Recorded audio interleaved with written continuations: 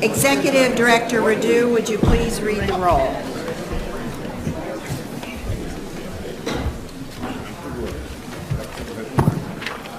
Regent Baling. Present. Regent Bradley. Here. Regent Delgado. Here. Regent Evers. Here. Regent Farrow. Here. Regent Greavy. Here. Regent Hall. Here. Regent Harsey. Here. Regent Higgins. Regent Langness. Here. Regent Menedez. Here. Regent Milner. Here. Regent Mueller. Here. Regent Peterson. Here. Regent Pruitt. Here. Regent Tyler. Here. Regent Vasquez. Here. Regent Whitburn. The quorum is present. All right, thank you. Good morning, everyone, and welcome. We have a one-day meeting this month, and it's going to be a little different, so let me explain. First, our main order of business today is to consider as a full board several new and/or revised Regent policies related to tenure. This follows up on proposals that were approved in the Education Committee last month. Following the tenure discussion and vote, we'll briefly move into our regularly scheduled closed session. After a short break, we will then reconvene in the Sonata Room, which is next door, where we're delighted to have with us Dr. William Brit Kirwan, a nationally recognized authority on critical issues shaping the higher education landscape. Dr. Kirwan is the former Chancellor of the University System of Maryland. He stepped down last year, and he is currently a consultant with the Association of Governing Boards. Dr. Kirwan will be leading a Regent retreat focused on system-level governance. We very much look forward to working with him. Before we get started, I have a few updates to report.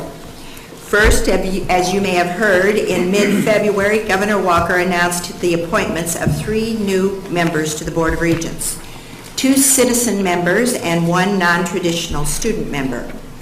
Tracy Klein is the chair of the Reinhardt Health Care Practice. She provides legal counsel and support to hospitals and health systems across the state and the region. Brian Stile currently serves as corporate counsel at Regal Beloit Corporation, a multinational manufacturing company with major facilities across Wisconsin. And Lisa Erickson will be our new non-traditional student representative. The former owner of a private gourmet catering company, she is currently a student at UW River Falls. Subject to confirmation by the Senate, our new colleagues will officially take their spots around the table, most likely at our June meeting in Milwaukee. We will introduce them more formally at that time, but right now I'd like to welcome all 3 of you.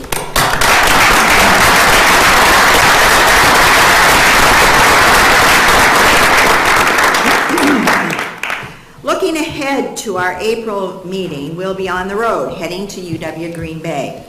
Agenda topics at that meeting will include, believe it or not, a preliminary look ahead to the next budget. Here we go again.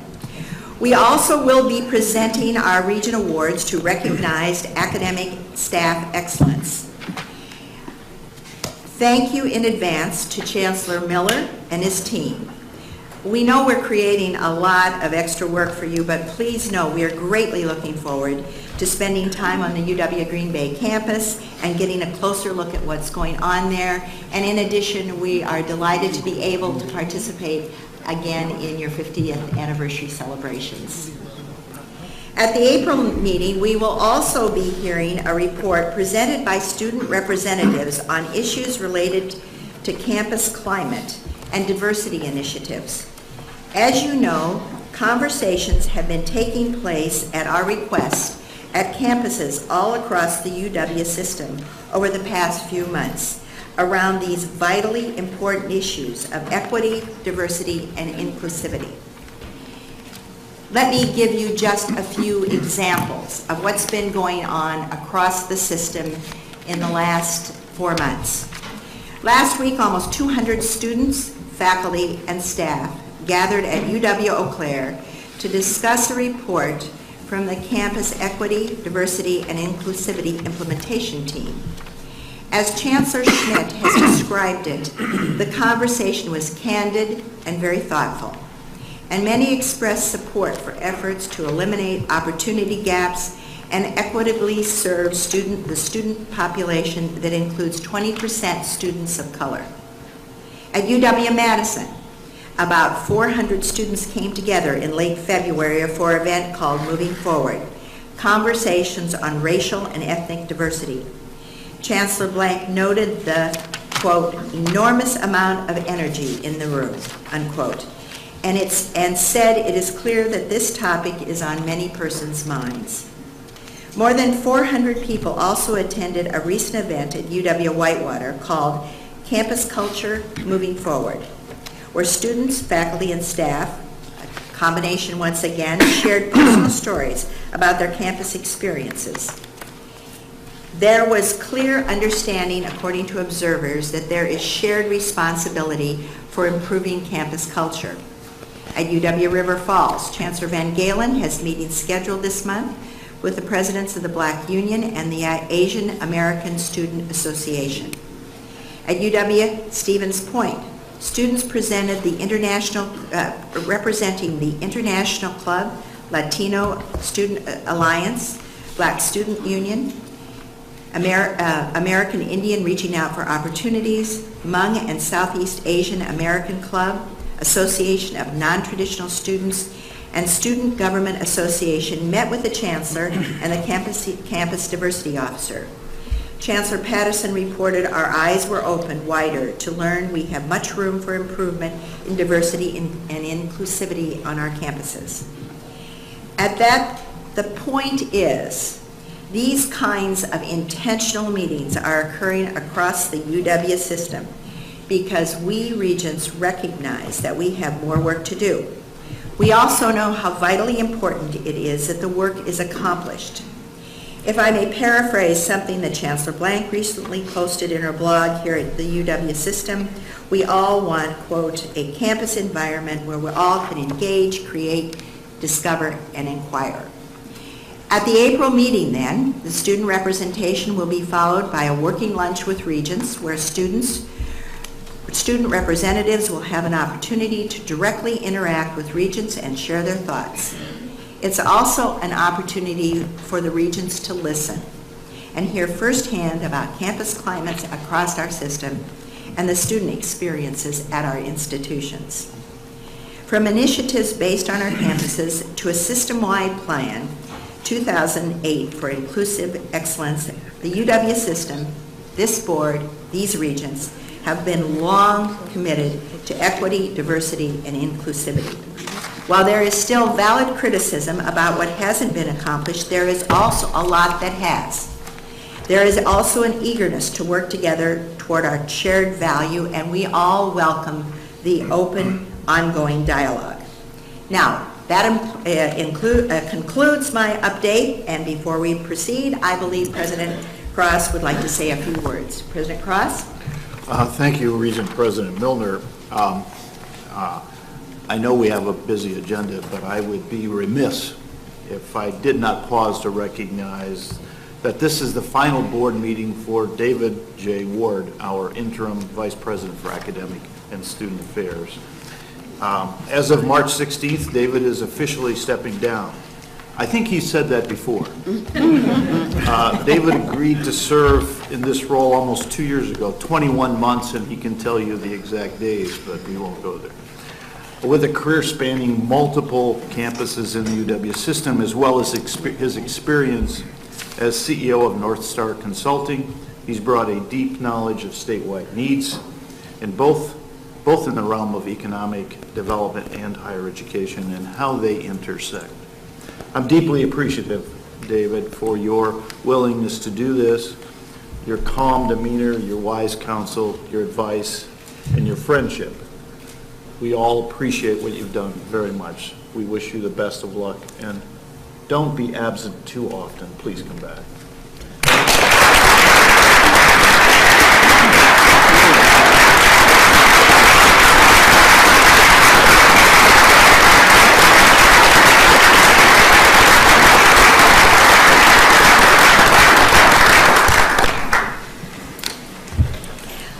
I would just like to add my thanks too. David, your wise counsel has really been very much appreciated by all of us on the board. So you shall be missed, you shall be remembered, and thank you very much for your service.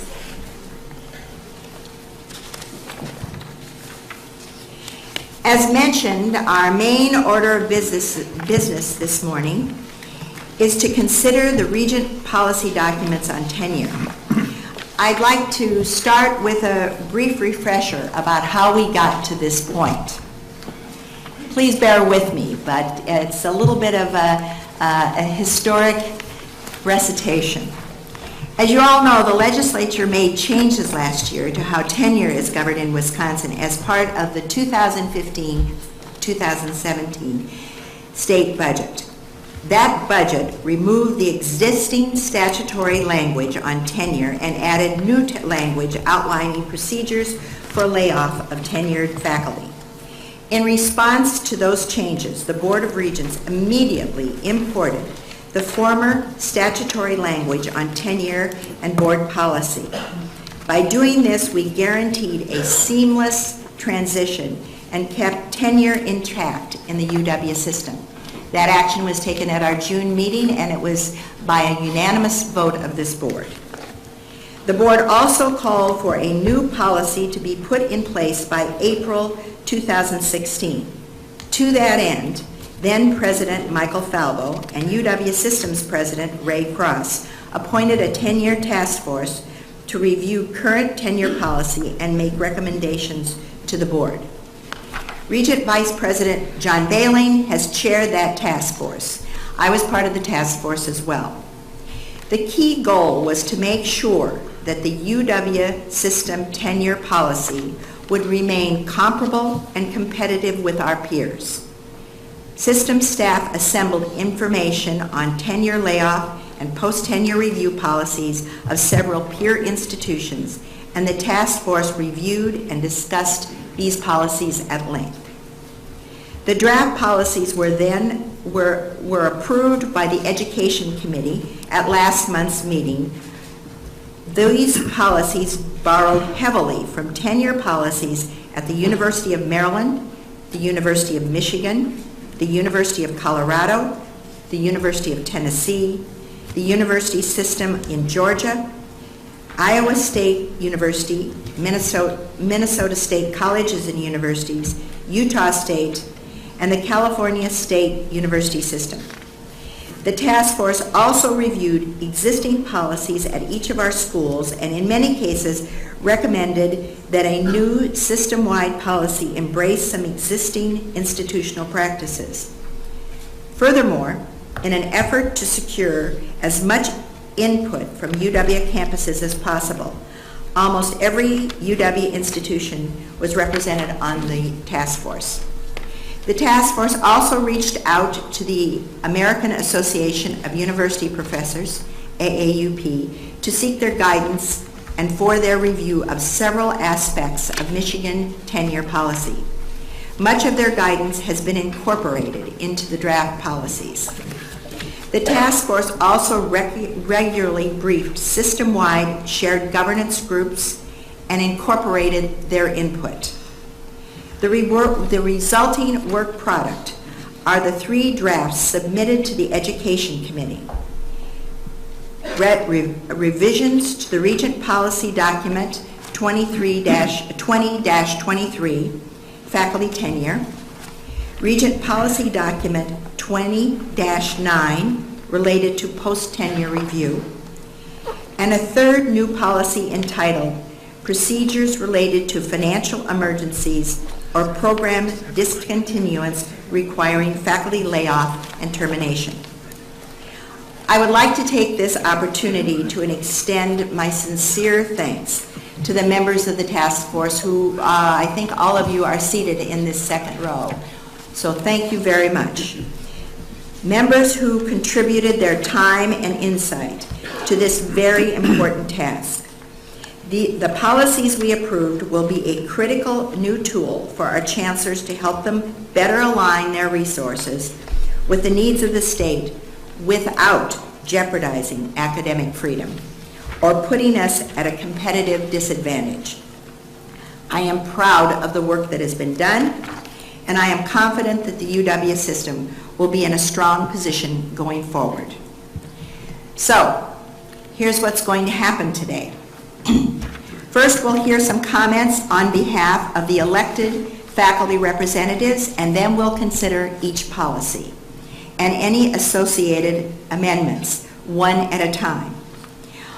A point of clarification, when we get to this, I would first of all encourage you as we're going through to check your blue folders, because there's been a revision in the pink sheet that you have that was incorporated in your document. There's also been a slight revision to page 9 of Appendix A. So please, at this point, take a little time and slip those in, because when we get to this point, I'm going to reference these so that you can follow along. I'm recalling my skills as a 5th grade teacher about 50 years ago, so I think it will all help us as we work through what might be a complicated procedure today. So first, at this time, I'd like to call on Dr. Nicholas Sloboda. Dr. Sloboda is chair. Dr. Sloboda, would you please join us at the table? Yes, here. And would you please join us too? Yes. Dr. Sloboda is chair of the UW Faculty Representatives, as well as a faculty senator at UW Superior. And would you introduce your colleague that has joined you? I'd be happy to. This is Jeff Peterson, a faculty from the campus at Eau Claire, professor of political science. And you're going to have to talk right into the microphone. We have, thank you. All right, this is Professor Jeff Peterson. He's a senator, member of the faculty representatives, professor of political science from UW Eau Claire.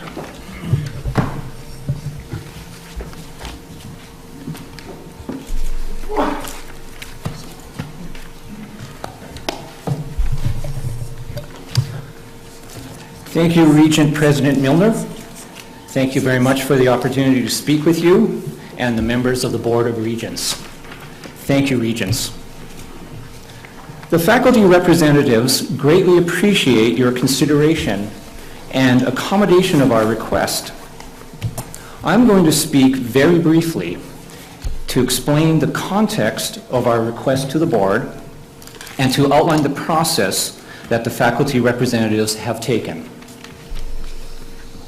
With the release of the proposed policy that has been put forward by the Tenure Policy Task Force, chaired by Regent Bailing, and that has been discussed by the Education Committee, chaired by Regent Whitburn, with the full board present on the February 4th and 5th meeting, the faculty representatives have then proceeded to engage in a comprehensive review of the proposed policy in order to provide commentary and possible revisions during this allocated feedback period.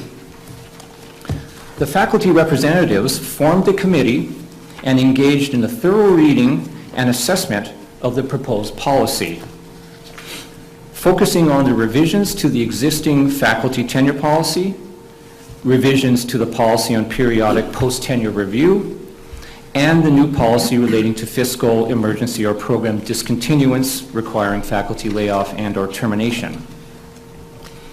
In addition to conducting extensive research in these areas, we, the faculty representatives, as governance leaders on our own campuses, also sought input and consulted with our own faculty peers from each of our institutions on the proposed new policies.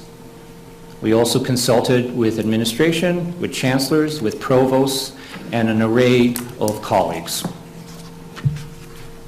This extensive work over a very short period of time of approximately 1 month was spearheaded by a faculty representative committee chaired by the 2 faculty representatives, James Hartwick from UW Whitewater and Holly Hassel from UW Colleges. They conducted numerous teleconferences with faculty representatives and collaboratively wrote our proposed revision, to which all the faculty representatives have signed on. And I'd like to sincerely thank them for their efforts here. These proposed revisions have been put forward to you for your review and possible consideration. It is the intention of the faculty representatives that these revisions be used to enhance your deliberations. Faculty representatives recognize that the faculty reps and regents may not have total uniformity in all of our views in all aspects of the proposed new policy. However, as one regent a few years ago, during some careful deliberations by the regents, astutely observed, if we all have the exact same view, we all don't need to be here. And it is in that exact spirit of open dialogue and consideration of alternative perspectives that we are very grateful and we are gratified that you have allowed us this opportunity to be present with you today. My colleague, Jeff Peterson, the faculty representative from Eau Claire, the blue gold, is here at the table to provide a very brief overview of the position of the reps and then answer any possible questions. As I conclude my comments, I would like to draw attention to the fact that we recognize that both the faculty representatives and the Board of Regents have a shared outcome in this process. We share a deep respect for the principle of academic freedom. We share the same desire to have the highest caliber of faculty in the state of Wisconsin so that we can continue to provide excellence in teaching, in research, and in service. We share the same desire to have a fair tenure policy, one that ends the rumor mill among faculty applicants across the country that Wisconsin is not the state to come to. We share in the goal of not only recruiting top quality faculty from across the country and in fact the world, but also in retaining these top quality faculty. We are accordingly greatly appreciative of the opportunity to dialogue with you today in the hopes of providing the same shared outcome. Recruiting and retaining the highest quality faculty who, in turn, will continue to serve the students in each of our campuses throughout Wisconsin and will continue to serve the communities throughout Wisconsin, thus overall continuing to provide a transformative educational experience and to affirmatively take the Wisconsin idea into the 21st century. So I'll now turn things over to my colleague. Thanks, Nick. To begin with, allow me to echo Nick's comments. I believe all the faculty representatives recognize that our presence at the table here is a unique event. I've been doing this for 7 years. I don't believe the faculty representatives have ever been invited to the big table before, certainly not in our official role as faculty representatives. We really appreciate your willingness to invite us here, and we hope that we can provide you with information to help you make an informed judgment about the proposals that are in front of you. Frankly, there's little question that you as a board have been faced with some immense challenges in the past year. The actions of the legislature have forced you to address issues and craft policies in areas that the board had heretofore never ventured and probably never wanted to venture. In many ways, you've been put in a very difficult position. UW faculty reps understand that the board must simultaneously balance the requirements placed upon you by the legislature with the mission of the UW system, a daunting task, to say the least. On behalf of all the faculty representatives, I want to thank each and every member of the Board of Regents for their diligent efforts in attempting to find a solution to this challenge. Given time constraints, I will attempt to be as brief as I can, or at least as brief as I can be, given that I'm an academic.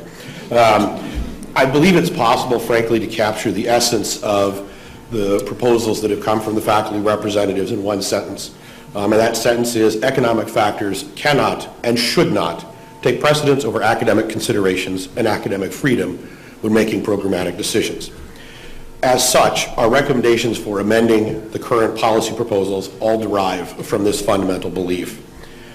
The proposed changes we have provided to you and recommended unanimously by the faculty representatives will strengthen the existing proposal in several ways. Our recommendations will provide reassurance to the faculty that program elimination will take place under the auspices of faculty governance. They will prioritize educational considerations when considering program discontinuance. They will ensure that every option will be thoroughly pursued prior to the layoff of tenured faculty, and in the unfortunate event of a layoff or termination, we will provide a guaranteed severance package similar to our peer institutions. Taken together, we believe these changes will allay many of our major concerns and help UW systems attract and retain the best and brightest faculty.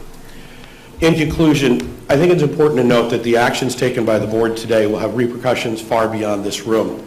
Faculty throughout the UW system are deeply concerned that academic freedom has been wounded, if not seriously so, by the events of the past year. News coverage throughout the United States and frankly throughout the world has raised the specter that tenure in Wisconsin has been dealt a nearly fatal blow. While these perceptions may or may not be accurate, we must, as a group, act decisively to restore faith in the tenure in the UW system, not only for ourselves, but for all of the young, brilliant minds that we have yet to recruit for the professoriate across the state.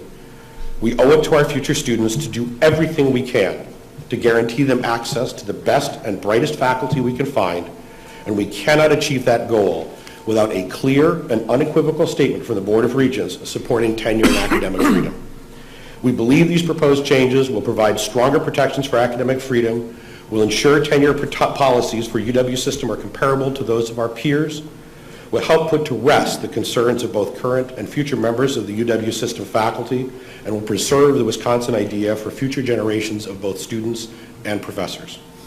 I thank you for your time today. Nick and I welcome any questions that you have. Are there questions? Are there questions?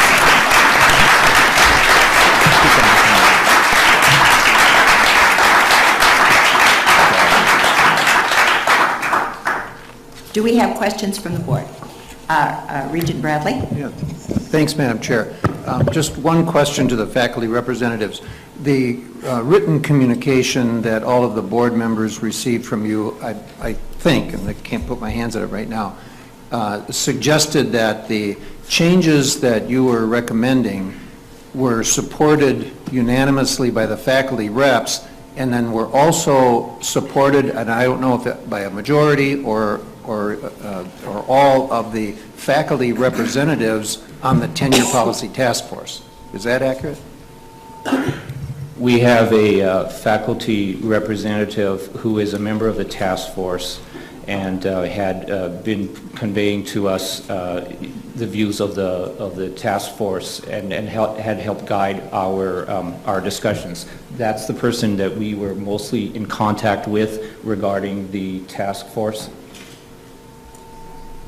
But I can add that in addition to the faculty representatives, this was discussed on almost all the campuses through the faculty senates, and many of the faculty senators were very much involved in this process as well. I took this back to the Superior Senate. We talked about this. Our Superior Faculty Senate chair had signed on to this as well. So faculty governance has been involved in a deep, deep level.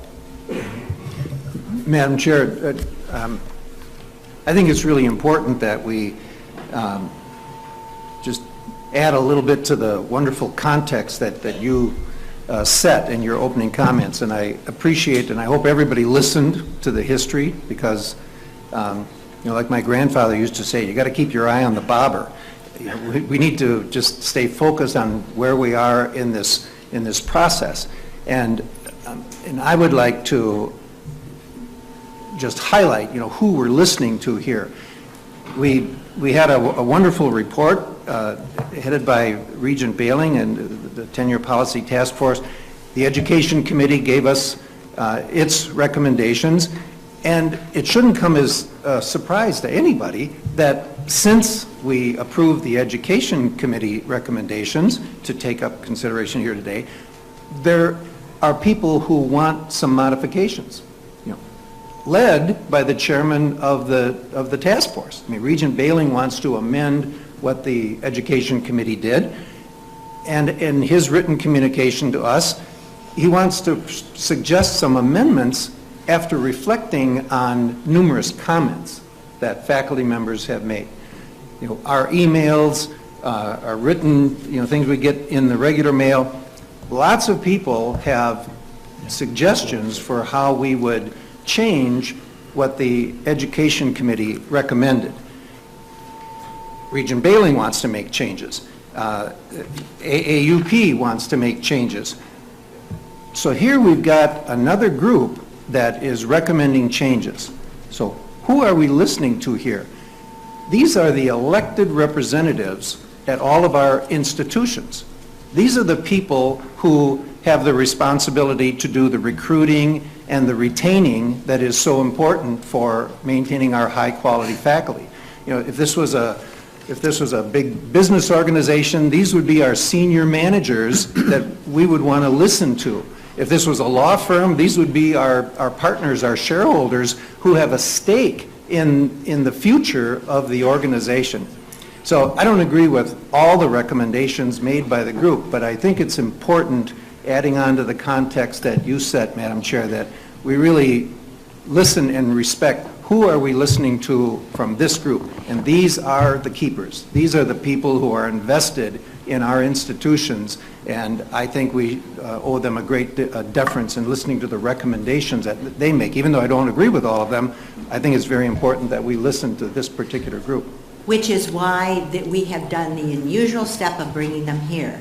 And might I remind you, Regent Bradley, we have been listening to them. We have been taking input. We have been taking input and we have been taking listening since a year ago at this meeting when the task force was first configured in anticipation of having to make this change. We have been engaged with faculty. We have been engaged with analyzing our peers, and this is not our first brush with listening. We have been listening and we have been responding, and we have every interest in protecting academic freedom in this institution, in this state, in this system, and we have every desire to make certain that ours corresponds with our peer institutions. So this is not a first brush at listening. I want to remind you about that. Are there any other comments? I'm in complete agreement with it. Other comments? I have a question. Yes. I'm going to preface my question by telling you that I've been on the receiving end of the educational system for a long time, but never for the last 2 years I have been on the board, so I have had a chance to try to understand our side of it. My side is your side. I have a question, which you seem to be very firm. You have to talk into the microphone. You seem to be very firm, and I have seen in other places, that economic reasons, financial reasons, do not belong in the consideration of curtailment of the program. To me, that's far from obvious. Because if there were no financial reasons, there would be no reason why we wouldn't duplicate the university everywhere. If we could afford it, I would bring everybody for free here. So financial reasons are an essential part of trying to maximize the results of this tremendous system in order to be able, if we had 2 law schools, for example, thank God we only have 1, and we had a difficulty filling both that were both going down, would it make sense to shut down 1? That's not an academic reason, that's a financial reason. For obvious reasons that the demand is very low, and in fact, we are unable to get them. Can you address what's at the guts of why the financial reason does not seem to be acceptable to you so that I can understand it? Oh, thank you for that question. The answer is we're not saying that economic reasons should never play a role in making these decisions. For us, the issue is academic reasons must take priority. Right? Academic reasons for program existence or program discontinuance must always be, in our minds, the first step in consideration of a program. Right? I mean, the truth is, we are not in the business to make a profit. right? We are in the business to educate. And sometimes that means we have to offer programs that may or may not generate revenue because they're valuable to our students, they're valuable to the state. And those choices should be made on an academic basis first. Now, granted, we're in tight budget times. We all know this. And we would be remiss or in denial if we told you that obviously economic decisions don't have some effect on what happens. But what we're asking is that the language clearly state that academic priorities take precedence over those economic decisions, that we consider the academic value of a program before we consider the economic value of a program. Does that answer your question? I think it addresses the question. Would you have something to add? Yes, thank you. And thank you for that question. I would also like to point out that the fiscal realities is something that we are aware of and we recognize. We understand that we're not in a vacuum here, that the public in the state of Wisconsin wants to have a careful and prudent use of its funds. We understand that. A lot of this already does happen, though, to address that there's not as much of an awareness of. Program duplication, it's easy for me to say. Program duplication is something that is taken seriously throughout the state. We're not necessarily going to set up a program identical on each campus. So that process does go through. So there is, I wanted to make that point, that there is an awareness of that fiscal reality, and there is attention to that to avoid things like duplication of programs. So, yeah, that'll be the last time I use that word. All right, now, we'll have other opportunities to make the discussion, but and we very much appreciate your coming here with us. This is a unique opportunity, but this is a unique time. It's a unique time for the system, and it's a unique time for any Board of Regents. So are there other questions? More in terms of questions. All right. Dr. Sloboda, Dr. Peterson, I want to thank you very much. And I want to tell you, at the core of what we have been doing literally for ever since it was signaled that this might happen, at the core was our desire to protect academic freedom, with our desire to be comparable to our peers, and our desire to have this be a financially stable institution going forward. So I think all those have been preeminent in what we've done in our analysis. And we have been listening to you, and we very much appreciate the contributions you've made and the participation that we've had, not only from the faculty reps and the task force, but from the faculty across the system. So thank you very much. Thank you. Thank you very much.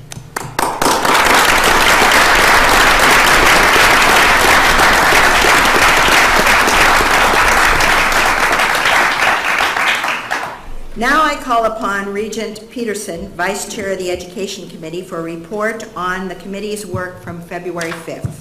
Regent Peterson? Thank you, President Milner. The Board of Regents Education Committee met on February 5th, and all regents were invited to attend. Chair of the Tenure Task Force and Regent Vice President John Bailing presented a report on the work of the Tenure Task Force. He noted the task force met 5 times between August and December, and spent considerable amounts of time discussing issues and editing multiple versions of draft policy documents. Task force members received significant input from the American Association of University Professors and other national organizations, and carefully studied policies from higher education institutions, as we heard earlier today, from across the country. I want to take just a point of order to reiterate my thanks, and I think all of the board members' thanks for these efforts. Regent Vice President Bailing, General Counsel Stafford, Senior Vice President Ward, UW staff, all members of the task force, the UW faculty representatives who we heard from this morning. I've been in communication, and I know many other regents have been in communication up until this meeting. I think this has been a Herculean effort. We set a timeline that was very ambitious. This was foisted upon us by the legislature, And for that, I just want to reiterate my personal thanks and that of our board. So.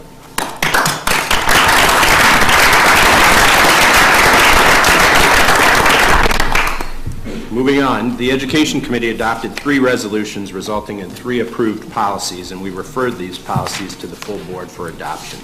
I'm going to present each of these policies separately this morning. First, Resolution 3B1 revises Regent Policy Document 2023, Faculty Tenure, which defines who may be granted tenure, establishes conditions under which a faculty member having tenure may be dismissed, and requires UW institutions to develop procedures for dismissal, notice, and hearing. The Education Committee approved revisions to the policy that acknowledge new statutory language and remove obsolete statutory language. This policy appears in the original education materials as Appendix D, and I will now move adoption of Resolution 3B1. Thank you. Is there a second? Second. Are there any questions about the education approved regarding RPD 20 through 2023? Tom is here to, Tom Stafford, our legal counsel, is here to address them. Are there any questions? Is it only permitted for questions or not comments? Questions or comments for Tom or discussion? Yes, Regent Vasquez. I voted earlier at the last meeting to have these 3 move forward, and I should just let you know I'm not going to support them this time. I'm going to vote against them. This particular, we've separated them out. Do you understand? We've separated them. I understand that, but Thank the comments you. I believe apply across the board because they're.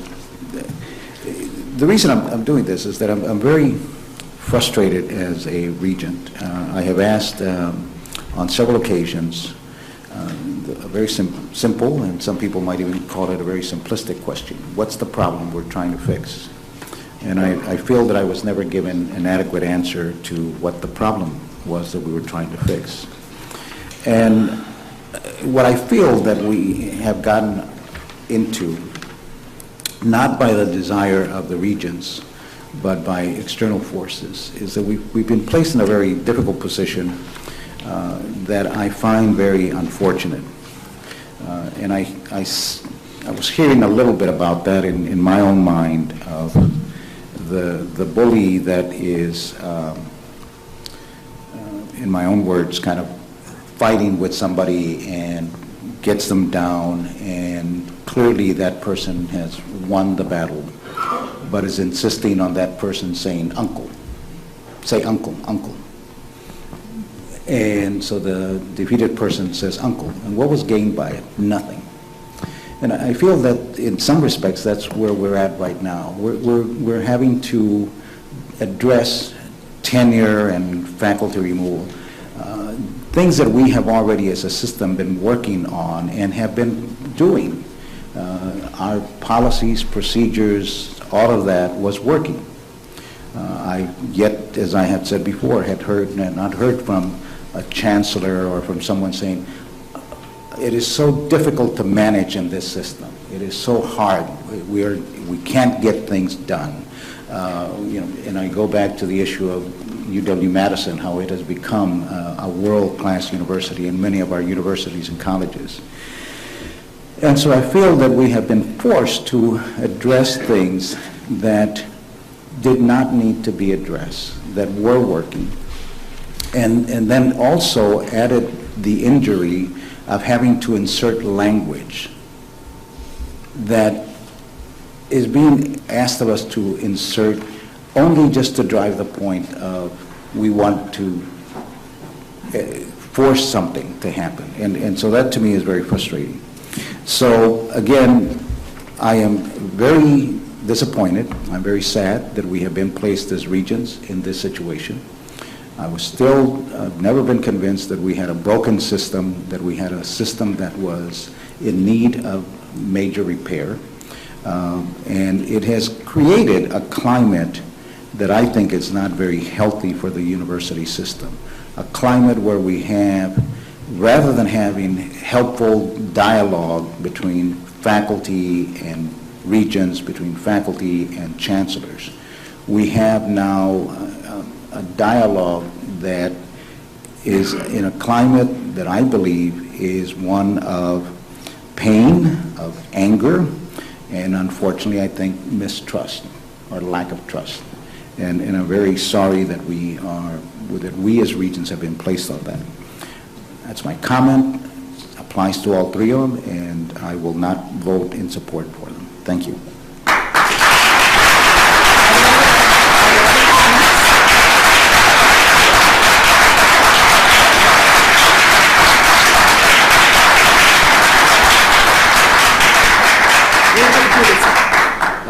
Just a comment, and I certainly share your sentiments, Regent Vasquez. We will now reconvene. Regent Peterson, I believe you had a comment. Thank you, President Milner. In response to Regent Vasquez, my only plea to you today would be to reserve your judgment until such time as we move through all three of the policies. We do have the intention, and I know it's been telegraphed, that we'll be making multiple amendments. So we're being, I think, responsive to the job and the operational responsibility that we have as a board to address these three policies. And just due to the sheer amount of work that has gone into this process, I'd just encourage you to keep an open mind as we move through the three policies. Thank you. I would also remind you that this particular policy moves the statutory policy into the statutory language into Regent policy, and without it, we would not have tenure within the system. So, Regent Bradley? Yes, I'm sympathetic to Regent Vasquez's discomfort in the situation we've been put into, but we have been put into this situation, and I think the tenure task force did an excellent job, and I would urge my colleagues to vote in favor of this motion. Regent Evers. Evers? I feel the same sadness that Regent Vasquez has, but I will be supporting this because we need to have tenure. But also I'll be offering some amendments to the third resolution. I think it would be impossible for me to offer those in good faith if I voted no on this one. All right, any other discussion? All right, hearing none. All those in favor of resolution 3B sub 1, say aye. Aye. Any opposed? Aye. All right, thank you. Regent Peterson, would you like to continue the report of the committee? Resolution 3B2 revises Regent Policy Document 20-9, Guidelines for Tenured Faculty Review and Development, to differentiate periodic post-tenure reviews governed by the proposed policy from other reviews of tenured faculty, and to provide criteria for evaluating tenured faculty performance and procedures for addressing performance that does not meet expectations. The proposed policy also requires UW institutions to support professional development opportunities for faculty and provides a review process for faculty members who receive an unsatisfactory performance review. This policy appears in the left-hand column of the supplement to the agenda, item 3, Appendix A. And remember, I said there had been an insert earlier, and you will find, and if you will follow along with both Appendix A and also the pink sheet that is in your blue folder. Thank you. At this time, I now move adoption of Resolution 3B sub 2. Second? All right, thank you. We have the motion has been moved and seconded, and I know that we have some amendments that were included in the Regent materials.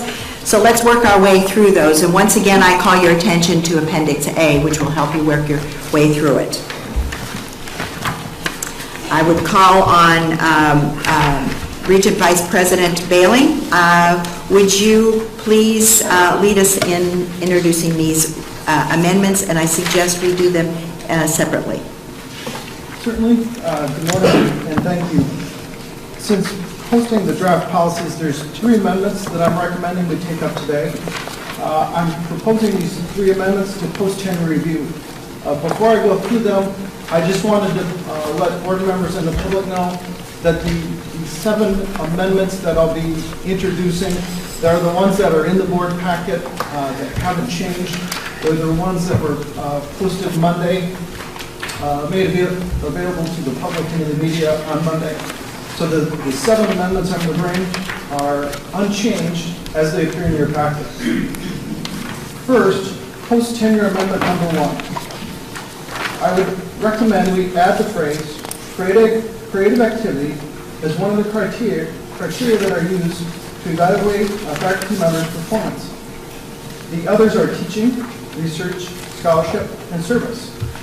I move adoption of post-tenure amendment 1, which is on page 5 of the supplement to agenda item number 3 in the packet, and would kindly ask for a second. Second. All right, thank you. Is there any discussion?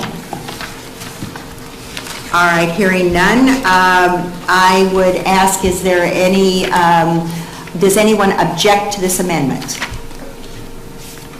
Hearing none, the amendment is approved.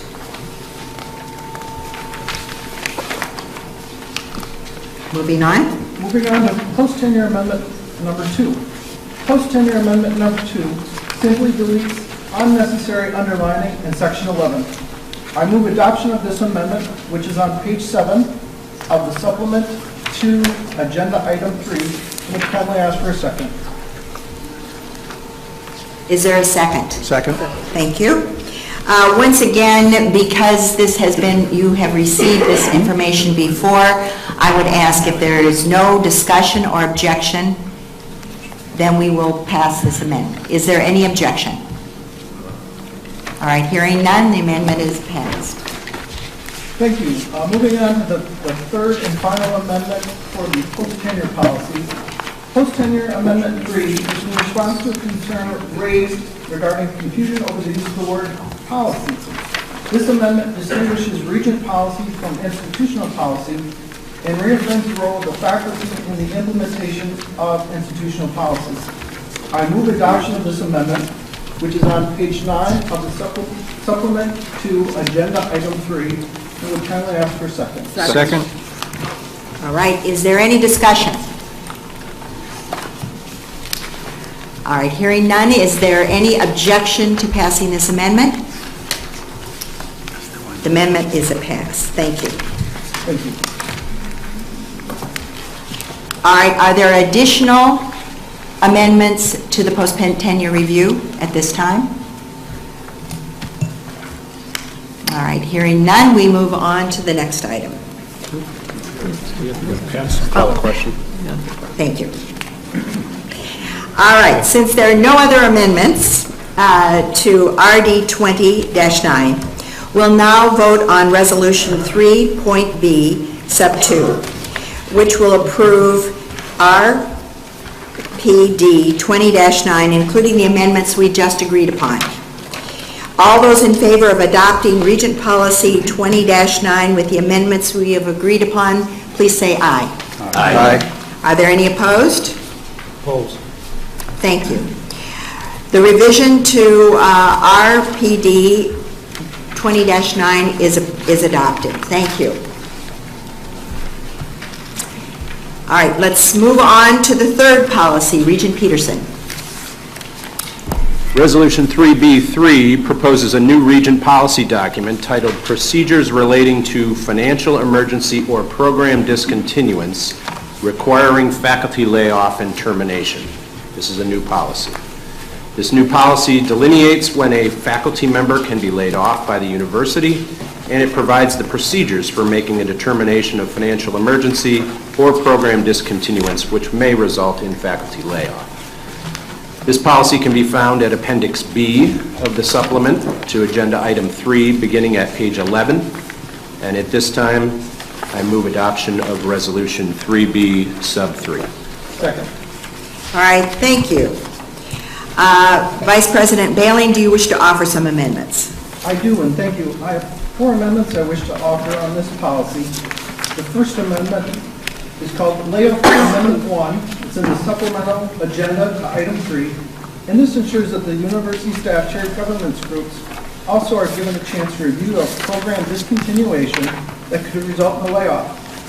This is the same opportunity offered faculty and academic staff in shared governance groups and our policy. I move adoption of this amendment, which is on page 17 of the supplement to agenda item 3, and would kindly ask for a second. Second. All right, again, since is there any discussion with this? And again, since we have reviewed this amendment in advance, let's use the unanimous consent. Is there any objection to this amendment? All right, hearing no objection, we'll consider the language of layoff Amendment 1 to be included as part of the proposed new Regent policy document on financial emergency or program discontinuance. Vice President, would you do the next amendment? Vice President Bailing? I can, and thank you. Layoff Amendment number 2 provides an opportunity for both academic and university staff to review comments and recommendations on proposed program discontinuance. Faculty shared governance is also provided this opportunity, and both academic and university staff asked to be added since they may be affected in these situations as well. I move adoption of this amendment, which is on page 18 of the supplement to agenda item number 3, and would kindly ask for a second. Second. All right, is there any discussion? Is there any objection? Yeah. Oh, excuse me, Margaret? I guess I read through this a number of times, and I'm not quite sure the need to do this. Can you just expand a little bit, John, on how this broadens, I guess, the membership to this committee, or identifies it better than the original language? I can respond to that, but I'm going to have Tom Stafford respond to that question first. Tom? Thank you, Regent Bailing. I think, are we on 2 or 3 at this point? We're on layoff amendment number 2. Okay. Item D. All right. Page 18. So, Regent Farrell, it's not adding anyone to the committee, actually. It's just simply a group. It makes it clear that these particular groups will also receive information and be part of the process. It's not actually adding membership to anything. Okay, and the ones asking for it are satisfied with this very small amount of language? I believe so. I think there was a concern to be sure it was clear that staff included both university staff and academic staff. It's a clarification. Okay, if they're satisfied, I guess it does what they want, but it doesn't seem to change anything for me. Sorry, not a lawyer. All right, additional discussion? All right, are there any objections to passing Layoff Amendment 2 as part of the draft Regent policy on financial emergency or program discontinuance? Any objections? Hearing none, the amendment is to be included as part of the Regent policy document on financial emergency or program discontinuance. Would you like to read the next amendment? I can, and thank you. Layoff Amendment number 3. Layoff Amendment number 3 provides some flexibility as to what faculty committee shall review any proposal involving program discontinuance that may result in layoffs. This amendment is in response to a number of concerns that were raised, and I would move adoption of this amendment, which is on page 19 of the supplemental agenda item number 3, and would ask for a second. Second. All right, is there any discussion on this amendment? Is there an objection to including Layoff Amendment 3 as part of the draft Regent policy on financial emergency or program discontinuance? Hearing no objection, we'll consider the language of Layoff Amendment 3 to be included as part of the new Regent policy document on financial emergency or program discontinuance. All right, the last. Would you provide us with the last amendment? I can, and fellow board members, thank you for your patience. Layoff Amendment number 4, which is my final amendment this morning. Number 4 is in response to concern raised regarding confusion over the use of the word policy. This amendment, like post-tenure review amendment number 3, which we approved, distinguishes Regent policy from institutional policy. I move adoption of this amendment, which is on page 21 of the supplement to agenda item number 3, and will again kindly ask for a second. Second. All right, is there any discussion? All right, is there an objection to including layoff Amendment 3 as part of the draft Regent policy on financial emergency or program discontinuance? This is Amendment 4. Hearing no objection, we'll consider the language of layoff Amendment 4 to be included as part of the new Regent policy document. All right, are there any other proposed amendments to the proposed Regent policy on financial emergency or program discontinuance? Yes. Yes. Regent President, I plan to introduce 3 amendments. They are in the document, Amendments 5, 6, and 7. I'll introduce them one at a time. But I just want to kind of lay the framework for this. These amendments Regent Evers, may I interrupt you just for a moment? Certainly. Within your package is Appendices C. You can follow along with the discussion with Appendices C. Thank you. It's in the folder today. It's in your folder, the blue folder. It's marked Appendices C. I think that Regent Evers, this will help them follow along. Yeah, for sure. All right? Yep. And what we have done is this is the proposed policy as amended. The policy as amended is in the first column. If there are no amendment changes, it's blank in the second column. This is different from what you received in your package. If there is a suggested amendment change, it's included next to the paragraph. Great. Thank you. I'm sure you were a great 5th grade teacher. Anyway, I will be starting on page 24 with Amendment 5, but I just want to put it in context here. These 3 amendments, and I will do them one at a time, I promise you, but these 3 amendments are put forth with no disrespect to the chair or the task force for the hard work they did. It's been extraordinary. I believe that these 3 amendments will make the proposal even stronger. They would clarify the role of shared governance. They would not set aside the issue of financial considerations, but prioritize educational considerations, which is part of our mission. And that we make sure that all legitimate options are taken into account before a layoff. So those are the general themes that I want to talk about. So I'll start out with, on page 24, layoff amendment number 5. And you want me to read it or just? Yes, please read it. Okay. So I move that Amendment 5 be adopted. Accordingly, faculty layoff will be invoked only in extraordinary circumstances and after all feasible alternatives have been pursued. Additionally, faculty layoff should not be based on conduct, expressions, or beliefs of the faculty members' part that are constitutionally protected or protected by the principles of academic freedom. You can see what the change here is changed from considered in the amended policy to pursued. And that's a very important point for our faculty.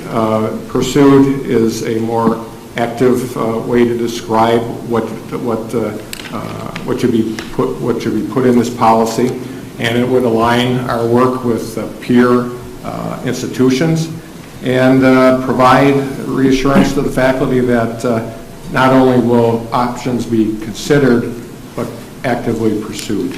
And so I move the adoption of Amendment 5. All right, discussion. Oh, we need a second. And ask for a second. Second. Discussion. Regent Bailey? Thank you. And looking at this language, from the very beginning of the task force, in fact, it was in my introductory comments, one of the goals of where we ultimately wanted to land was to empower chancellors and give them the flexibility to get through tough times. With that in mind, I think changing from considered to pursued waters down the policy, reduces a chancellor's flexibility. We heard at the Education Committee from multiple chancellors that they're supportive of the policy. And I think from a legal perspective, pursued brings with it more of a weightier requirement as it goes towards the issue of taking away the flexibility we're trying to get to chancellors. So I don't think it's the right move. I've considered the amendment. I've opposed to it. And I would also just ask Tom Stafford to reflect on what he sees as the distinction between pursued and considered. Thank you, Regent Bailey. I think you expressed that accurately. It's a stronger word, and I think that's Regent Evers' point. Exactly. Regent Bradley. Thank you, Madam Chair. I am in support of layoff amendment number 5 for 2 reasons. First of all, I'm 100% on the same page as Regent Bailey as far as our goals, and he cited specifically in his written communication that a goal was to ensure that our policy would remain comparable to and competitive with our peers. We're both saying the same thing there, but for 2 reasons, I prefer the word pursued. 3 reasons. Number 1, it is stronger. I want it to be stronger, and our faculty representatives want it to be stronger. The second reason is, in all likelihood, an institution that's trying to maintain its reputation in higher education as a good employer would act this way in any case. So, to me, why don't we just say it? Come out and say it. The third thing is this idea of being competitive with our peers. Every faculty member, almost every faculty member around the United States, in looking at policies at institutions, and hopefully they're applying to our institutions, is going to see the word pursued. So why don't we have the word pursued? So this change brings our policy in alignment with policies at peer institutions. So I advocate not watering it down. I advocate being right there with what applicants are going to see at other institutions that are competing for their services. So I'm in favor of this layoff amendment 5. Other discussion? Regent Delgado. I have discussed this before because I was persuaded at first that something like this would be good. My concern here is with an endless process, because if pursuit means every significant or possible or even remote probability, then I'm against it. And this is the reason why I was persuaded to remain with a considered rather than pursued. We need a process that does have certain determination. Our sense of responsibility means that we will, in fact, insist as a board, and I don't see any board changing that alternatives be strong, okay, and that, in fact, there will be a significant effort to do this without necessarily leaving room for an appeal that there's still something that might come away in an unforeseen way. So I am against the change for that reason. Other discussion? All right. Vazquez? I would be surprised if there would be instances where decisions have to be made almost instantaneously. I think that the system and just the nature of higher education, I can't think of too many instances where situations will have to be done within a matter of days, weeks, months. And I would hope that, and I shouldn't say I would hope, I already expect and have seen it, that we have very professional, dedicated, and very experienced chancellors that are already anticipating needs. I don't think they're going to get caught by surprise. And I don't want to also believe that pursuing is going to mean, which could be the same thing with considered. I think that chancellors, with the input of the faculty and their own staff, know when to bring things to closure. I don't think they're going to say, okay, let's just wait indefinitely. At some point, you've got to make a decision, and I am far more of support of the chancellors that they know when to cut those discussions, that they are and have significant input and appropriate input that says, no, this is not worth pursuing. This is not something that we need to spend time, effort, and in some cases resources.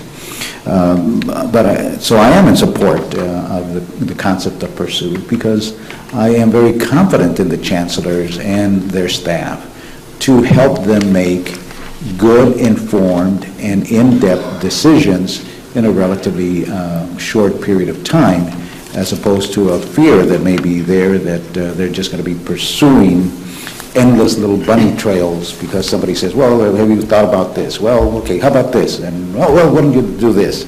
I don't think our chancellors function that way. I have a great respect for them, that they know when to bring things to closure, and they know when something is not worth pursuing. So I am in support of this amendment. Other discussion? No discussion, but a question. Yes. President Milner. Tom, I'm not aware, I'm not an expert in school law, but there isn't any case that I'm aware of that makes a distinction or places any more of a legal requirement on a chancellor in this instance to do more simply by changing the word considered to pursuit. Is there? There's not any case law that gives you more of a burden? Regent Manades, no, I'm not aware of any case that specifically says that. Thank you. All right. Other discussion? All right, hearing none. I'm sorry. Yes. If Regent Hall? Would you please just repeat again what you were talking about in terms of consideration? I mean, what I'm seeing is considered should be able to cover what's needed for the chancellors as well as what's needed with the staff involvement. But if you could just repeat again your explanation. Certainly, and I think you hit the nail on the head. Our goal was to ensure chancellors have flexibility. I think telling a chancellor they have to consider is a better standard with more flexibility versus the word pursue. I think pursue is a higher standard. So I think the language that the Education Committee passed, the language we've heard chancellors comment on again and again and again, I think as drafted, the language is better if it uses the term consider, and that's why I'm opposed to the amendment. Good question, and thank you. Chairman Bailing, can you just remind members who were not part of the tenure task force, there was chancellor representation on the task force, correct? Absolutely. 3 chancellors were on the task force, and additionally at the Education Committee, we heard from 3 other chancellors who were not on the task force. Thank you. Regent Bradley? And even though Regent Hall didn't pose the question to me, I'd like to respond to your question too. The main reason I think it is wise for us to stick with pursuit, which is the industry standard. This is what faculty members see all over the United States. This is language that is in the AAUP standards. Changing that to considered sends a message to all of our faculty that we are weakening tenure policies. I don't think this is not a big deal. Stick with the language that is all over the United States, and we will not be giving people an opportunity to claim that regents are weakening tenure. Thank you. Well, I think we're at a point where we need a vote. All in favor of the amendment, please say aye. Aye. Any opposed? Opposed. No. Opposed. We're going to have a roll call vote. This is on Amendment 5. This is on Amendment 5. Regent Bailey? No. Regent Bradley? Yes. Regent Delgado? No. Regent Evers? Yes. Regent Farrell? No. Regent Greavy? No. Regent Hall? No. Regent Harsey? Yes.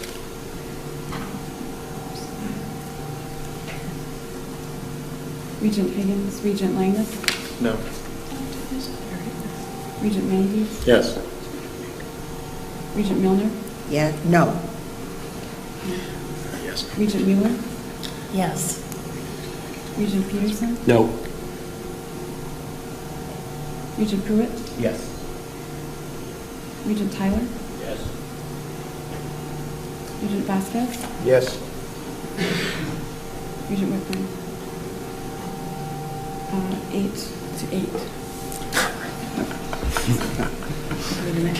Did she say 8 to 8? When it's tied, the motion fails. It's tied. Okay. Moving on. Go on, yes, I will continue. I want to change the order here just a little bit. I want to talk about Amendment 7, which is found on page 30 and 31.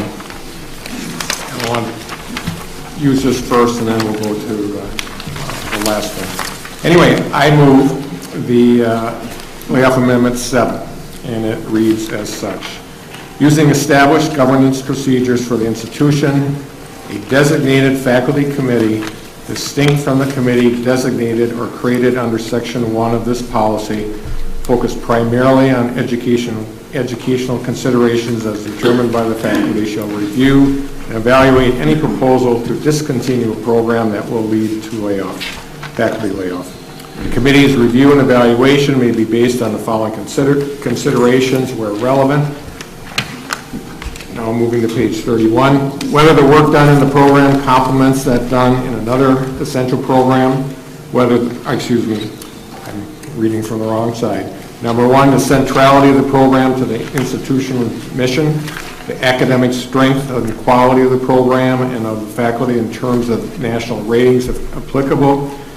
3, whether the work done in the program complements that done in another essential program.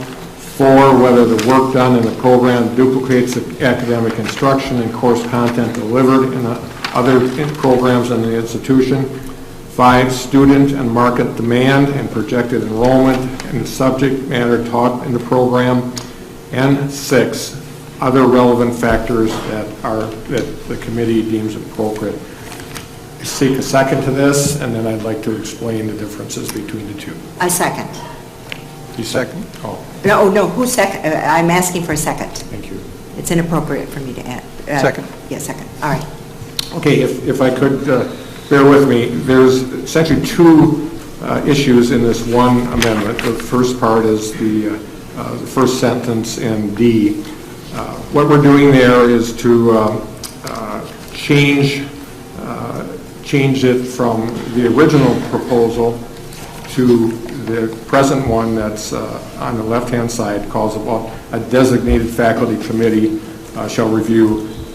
This proposal makes it very clear that a designated faculty committee, distinct from the committee designated or created under Section 1 in this policy, which will focus primarily on educational considerations as determined by the faculty. So there's two changes here. One, it requires that a different committee be in panel that is different, that is separate from the committee that worked in Section 1. And secondly, it very importantly, and this is clearly we've had a discussion about this already today, but it focuses our efforts on the educational considerations being our primary consideration. Not all of it, but primary. The difference on page 2 is that... You mean page 31? I'm sorry, page 31, is that we are deleting, or I am deleting, current and predicted comparative cost analysis and effectiveness of the program.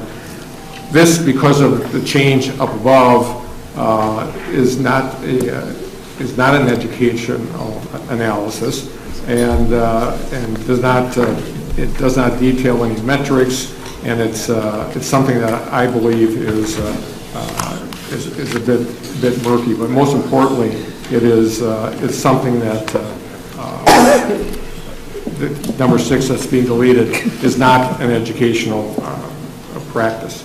So what this does in essence is it supports the faculty's traditional reliance, our reliance on them, on curriculum issues, and we'll use the existing governance structures to ensure that the committee will be distinct from the Section 1 committee. So that's my description. All right, that's the description. I have a question. Can you talk a little bit about the significance of having a different... could you speak into the microphone? Sorry.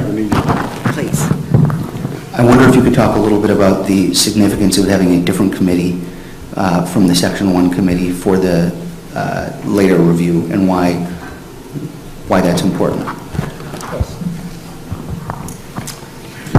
Thank you, Regent Greavy, for your question. The Section 1 committee is a committee that looks at a lot of different issues around finances and other things.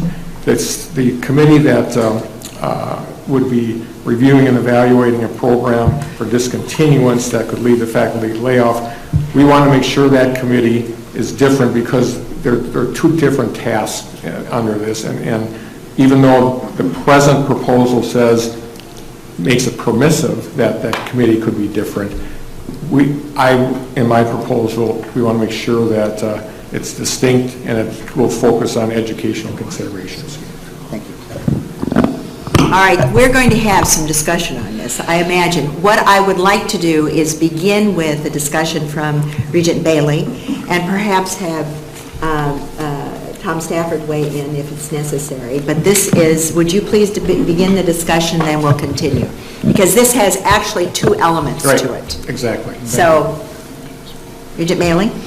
I can, and thank you. First, in regard to, it'll sound like a bit of a broken record, when a chancellor is looking at a program discontinuance, they need flexibility. Flexibility, flexibility, flexibility. I think I probably said it at every task force meeting. This proposal, if passed, again, limits the chancellor's flexibility. It doesn't empower the chancellor. It requires them to go through yet another committee, essentially to get approval before you can even get to the issue of how do I proceed. Flexibility is critical and key, number one. Number two, focus primarily on educational considerations. I appreciate that, but at the end of the day, we also need to be able to focus on the economics. Economics, travel, unfortunately in today's economy, economics travel hand in hand. We have to be able to have that discussion. So I'm, again, opposed to the amendment, and I think over the course of the last 7 months, we've tried very hard to create a policy in line with our peers, but also empowers chancellors to get through tough economic times. Thank you. Thank you. Regent Bradley. Here's how I see this. So Regent Tyler is running this very successful company that he has, and his best employees come to him and they say, boss, you are going to make the decision. And he says, you bet, because I've got flexibility, flexibility, flexibility. And his key employees say to him, you know, you've got this committee that you've appointed, and it's going to look at topic X.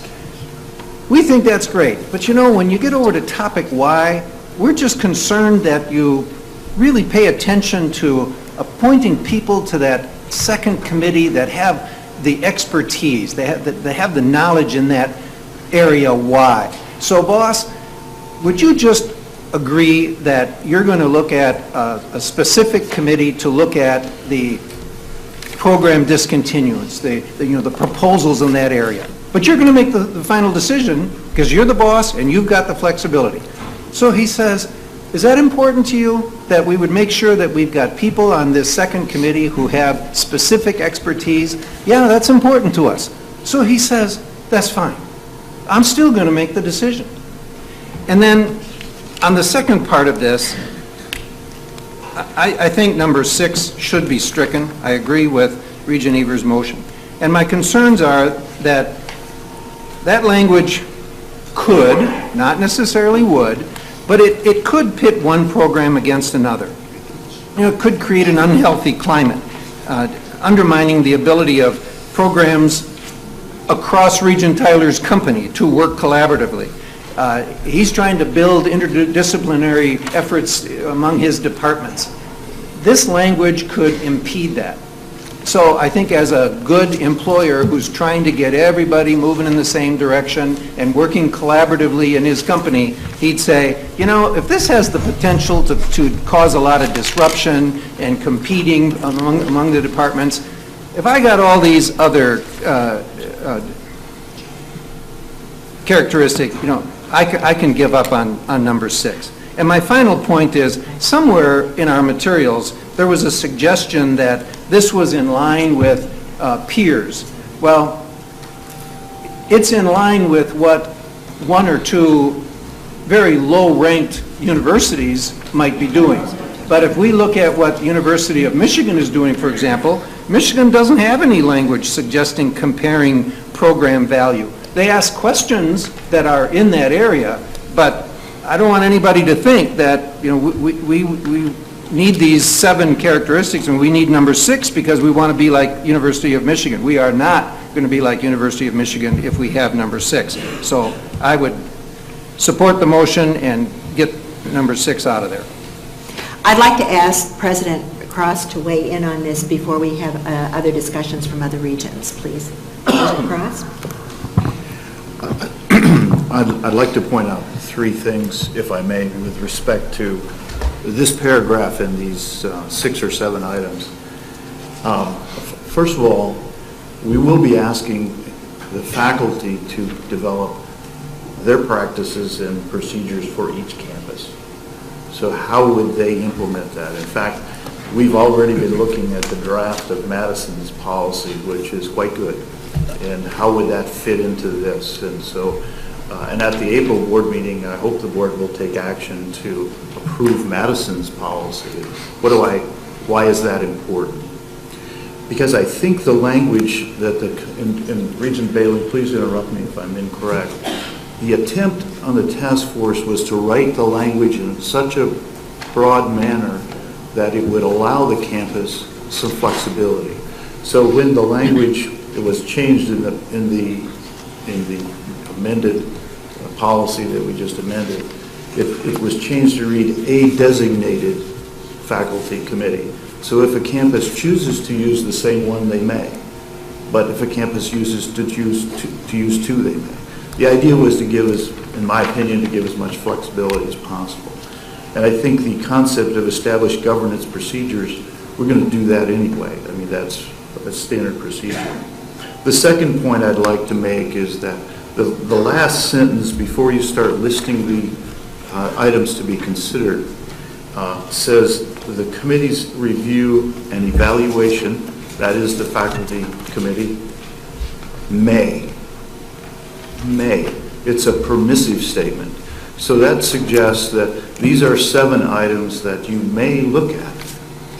And the FP&P may choose to look at others as well. My argument there is there's room for that FP&P and the faculty to do some other things as well.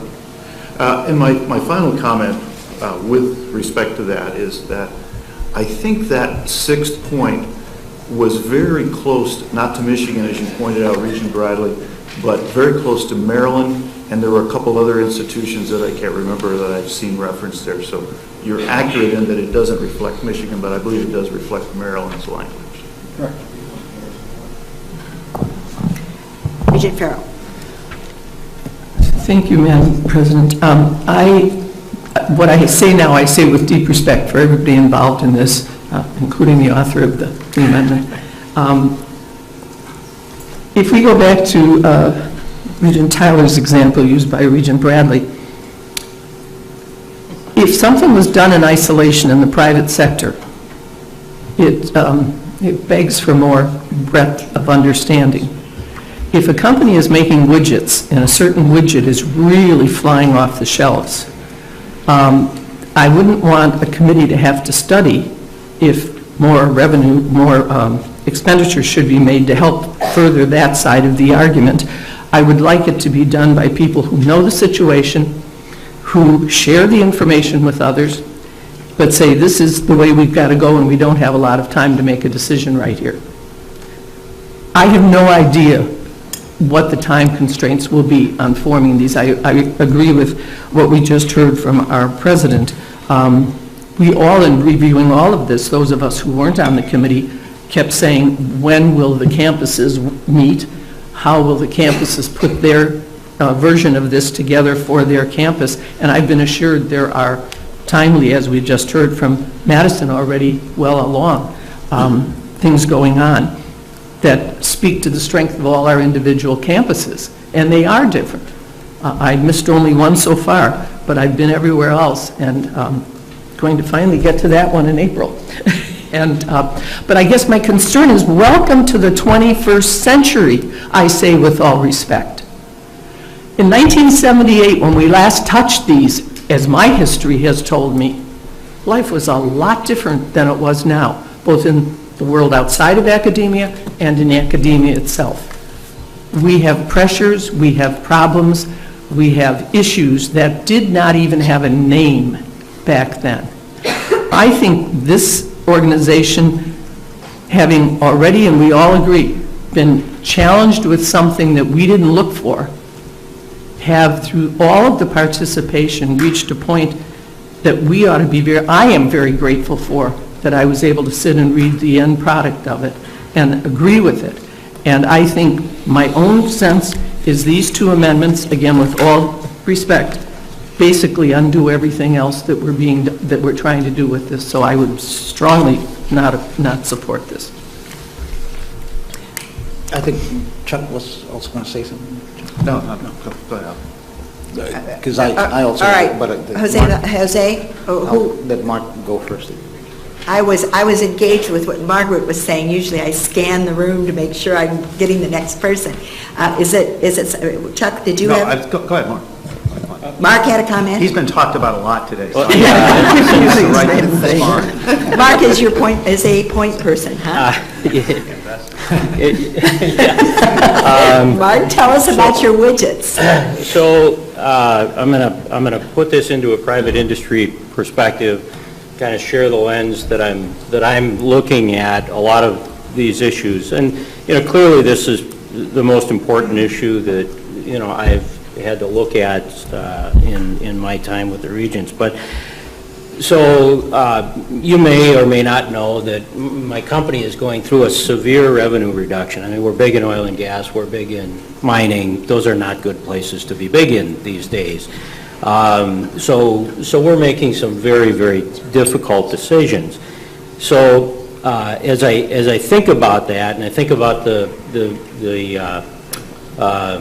flexibility that I have to have for our company to endure these times and come out the other end in a good position.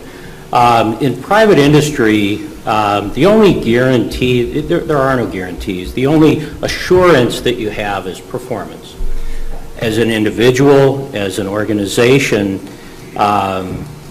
performance is what differentiates you. And sometimes the markets are cruel. And in our case, oil and gas, mining, they're being cruel today. So as outstanding as our people are, as outstanding as our organization is, we still have to make very difficult decisions. As I look at our institution and I look forward, I look at demographics and I say, okay, we've got 10,000 less students in the pipeline, 15% reduction. So I'm sure that all of us are looking at our strategies and saying, okay, how are we going to deal with that demographic issue? So I'm sure that our strategy includes we're going to expand our market beyond our traditional pipeline. I'm relatively sure that every other organization like us is doing the same thing. And if we're average, we're going to see a 15% reduction in that market. And if we're better than average, maybe we'll only see a 5% or a 10% reduction. In either case, we're going to see a reduction. So demographics are an issue. I look at faculty and staff. We need great faculty and staff or we're in trouble. So balancing this flexibility against how do we recruit and retain the best that we possibly can, that's a huge issue for us. And I can't leave out the customer. I mean, that is our students, the parents, and our employers.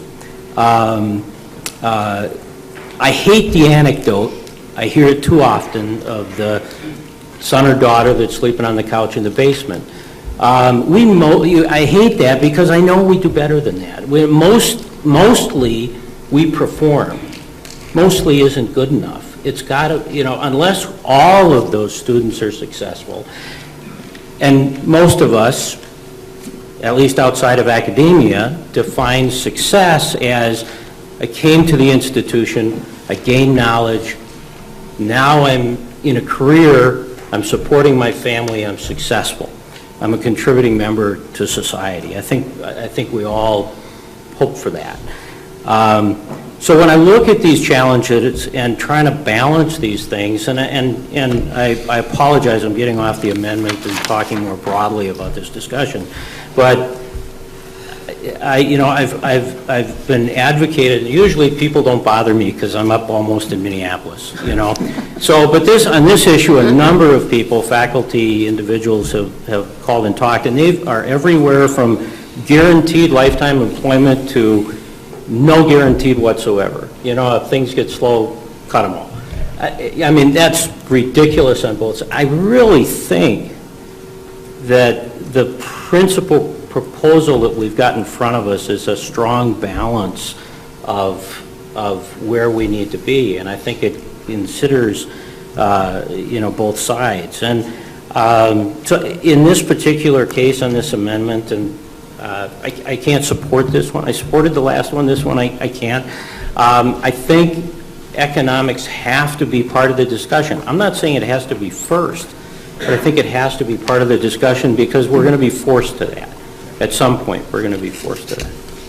Sorry for the long discussion, but since my name was invoked a few times, I thought I was That's becoming familiar, isn't it? Your name was invoked. Are there other Regent Vasquez? I am lost. I've got to find this system that we're describing that has these, because I thought I was a regent for a different system. The system that I'm hearing is we've got senior administrators that their hands are so tied, they've got so restricted in what they can and cannot do that outsiders from the outside even had to tell the regents, you've got to give these senior administrators the freedom, the flexibility.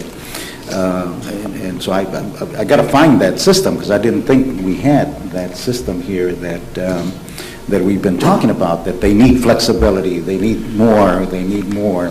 And I thought I was describing a very competent, very skilled, very savvy individuals, and I'm still convinced of that, but somehow there's this other image that's being conveyed. They can't go and do their job. They need all this flexibility. The other side that I'm trying to find is this group of employees, of faculty that are entrenched in, and they don't want to make any changes, and they don't care about the economics, and by God, we got to make sure that they understand that it's about the money, and where are they? I've never come across a faculty member that said, do or hell, widows and orphans go before I go, and all of that kind of stuff. I think that I believe that both are very committed, and because they understand two things are the lifeline of higher education, quality and students. And students come because they find the quality and the affordability. And I am convinced that both sides understand that very clearly.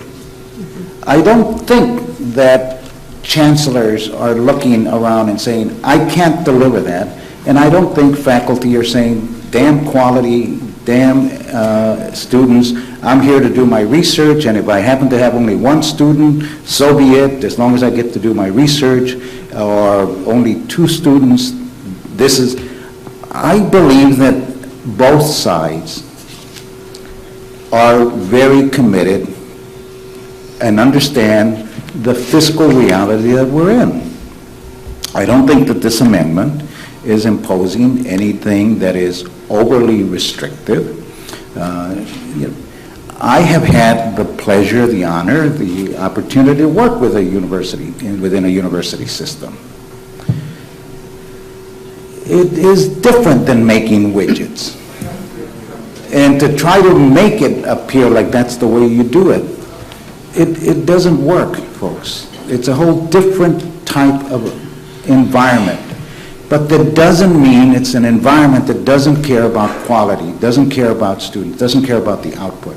As a matter of fact, they very clearly understand that is their lifeline. The worst thing you want to have is parents and students talking about the poor quality of education that my son or daughter, or that I got a degree from such and such a university, and people laugh because they know the quality of the student there. I just don't believe that. I think that the amendment that's here is reasonable, and let's allow what is already has been happening since the creation of this system, which is we've got quality administrators. My concern is, as was mentioned before, we start putting language in here that is going to make it a challenge for us to hire quality faculty. And if you don't think so, I think it will happen. So I am in support of this, and I still want to find that elusive university system that people keep describing that has administrators that can't do their job and has these faculty members that are entrenched and don't want to see any changes.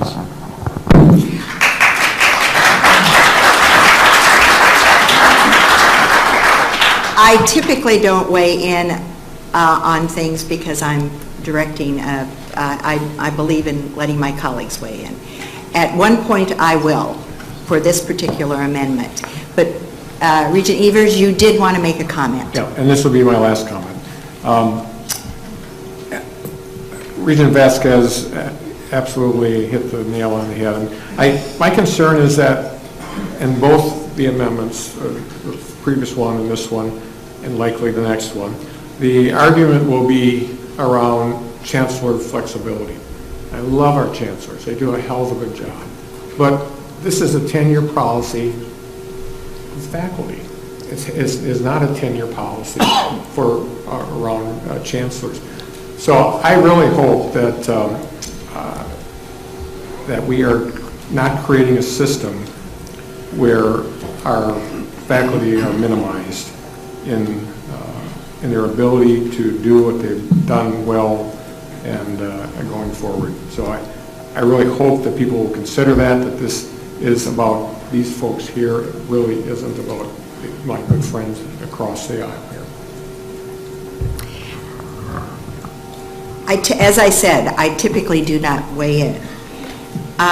This time I will, because I feel strongly about this, and I feel strongly about it for several reasons. First of all, I'm at odds with some of my colleagues because I do not believe the academy is precisely like a business.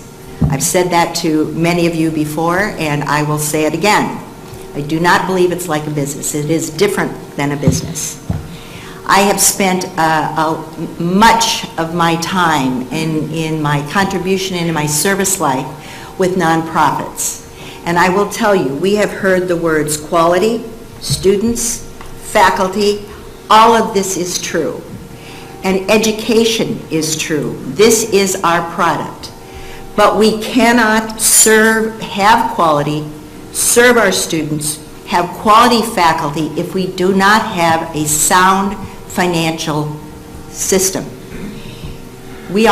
This is a different century. This is a different time than when my father was a faculty member for many years.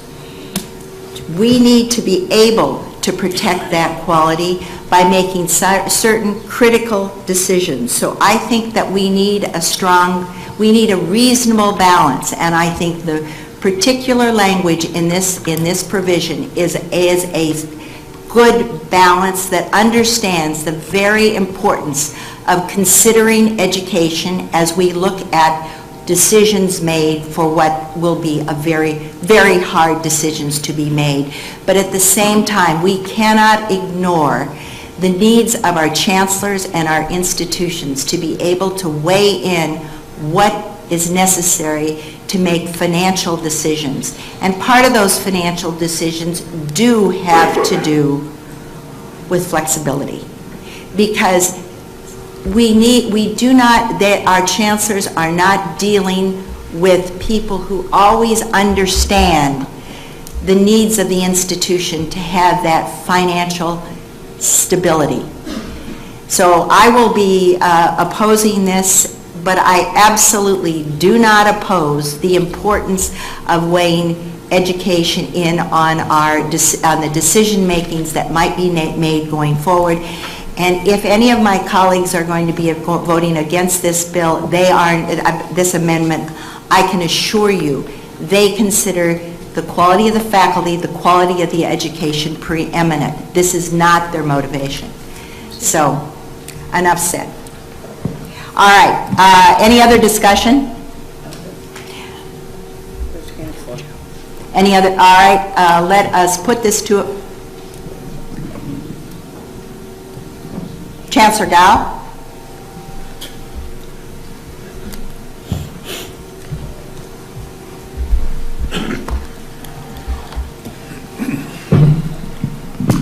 Thank you. On the invoke the name, I don't know that my name was invoked, but the Chancellor's, a lot of discussion about our perspective. I was not on the task force, and have not commented in front of the Education Committee, but just in watching the dialogue, I think the challenge is that education and finances have been tied together in the language of, I think, the legislation and in the work that's been done.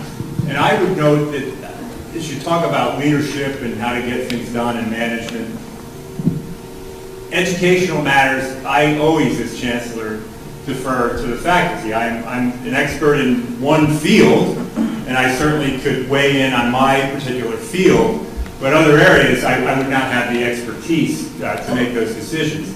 Having said that, on a management perspective, yeah, there are times that hard decisions need to be made, and the one that is most challenging is when there is low enrollment in a program. And I am in complete agreement with the sentiments. This is a different era. I mean, you need only look at the trend in state funding to see how precarious this all is. And I think that needs to make us all more sensitive to where the students are. And fortunately at UW La Crosse, we don't have any low enrolled programs, and I consider that a really healthy thing. I have worked at other universities where I was in leadership that did have that issue, and in one instance I said, gee, we have 2 majors in a computer science program, 2 full-time faculty, one of them didn't get tenure, the other one could be put into another department. Why don't we just eliminate that major and redirect those resources to where we need them to go, which in that instance was actually compensation for the faculty, which is, I know, something we're always working on.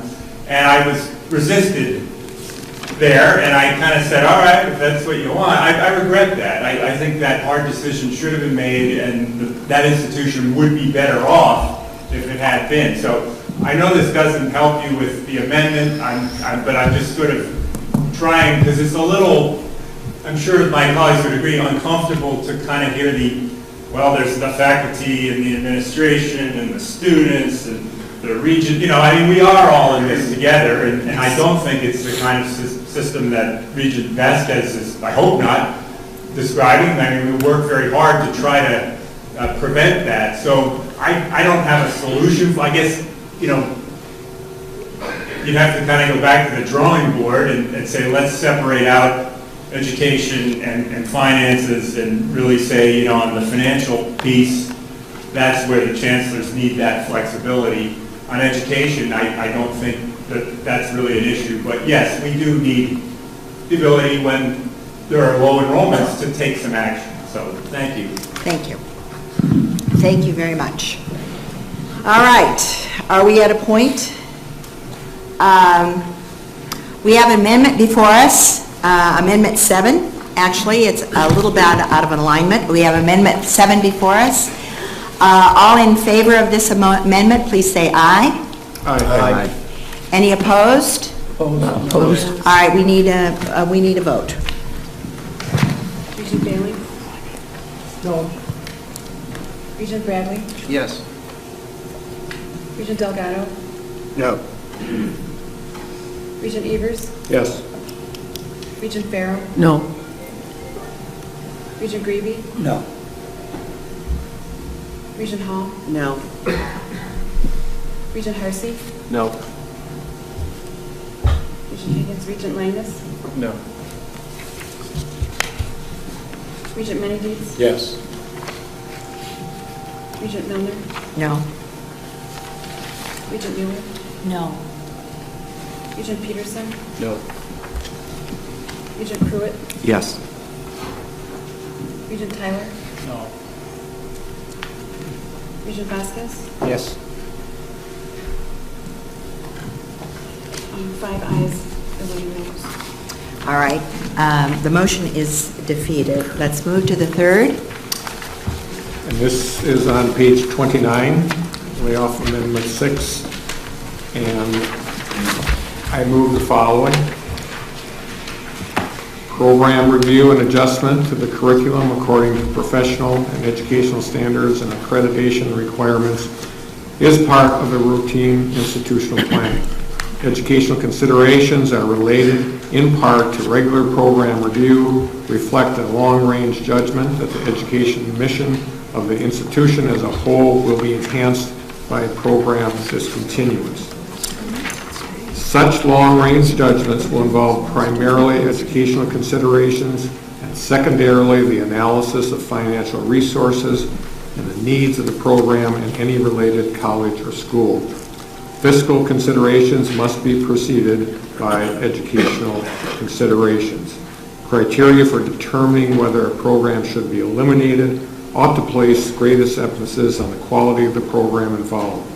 Such assessment should take into account the quality of the faculty, the value and particular character of the program, and the performance of its students. I move that amendment and seek a second. We have a motion and a second. Discussion. If I could just briefly, we're dealing with some of the same issues. Some of the same issues. Same issues. As we just talked about, it makes it clear that, yes, an analysis of financial resources is part of the equation, but we're in the business of education, and educational considerations should be a priority. And this particular amendment contains much of the language that is in Michigan's document. Regent Bailey, would you like to speak to this? I would, but first I'd like to have President Cross go first on this one. All right, President Cross. Thank you very much, Regent Bailey. That was meant to be a joke.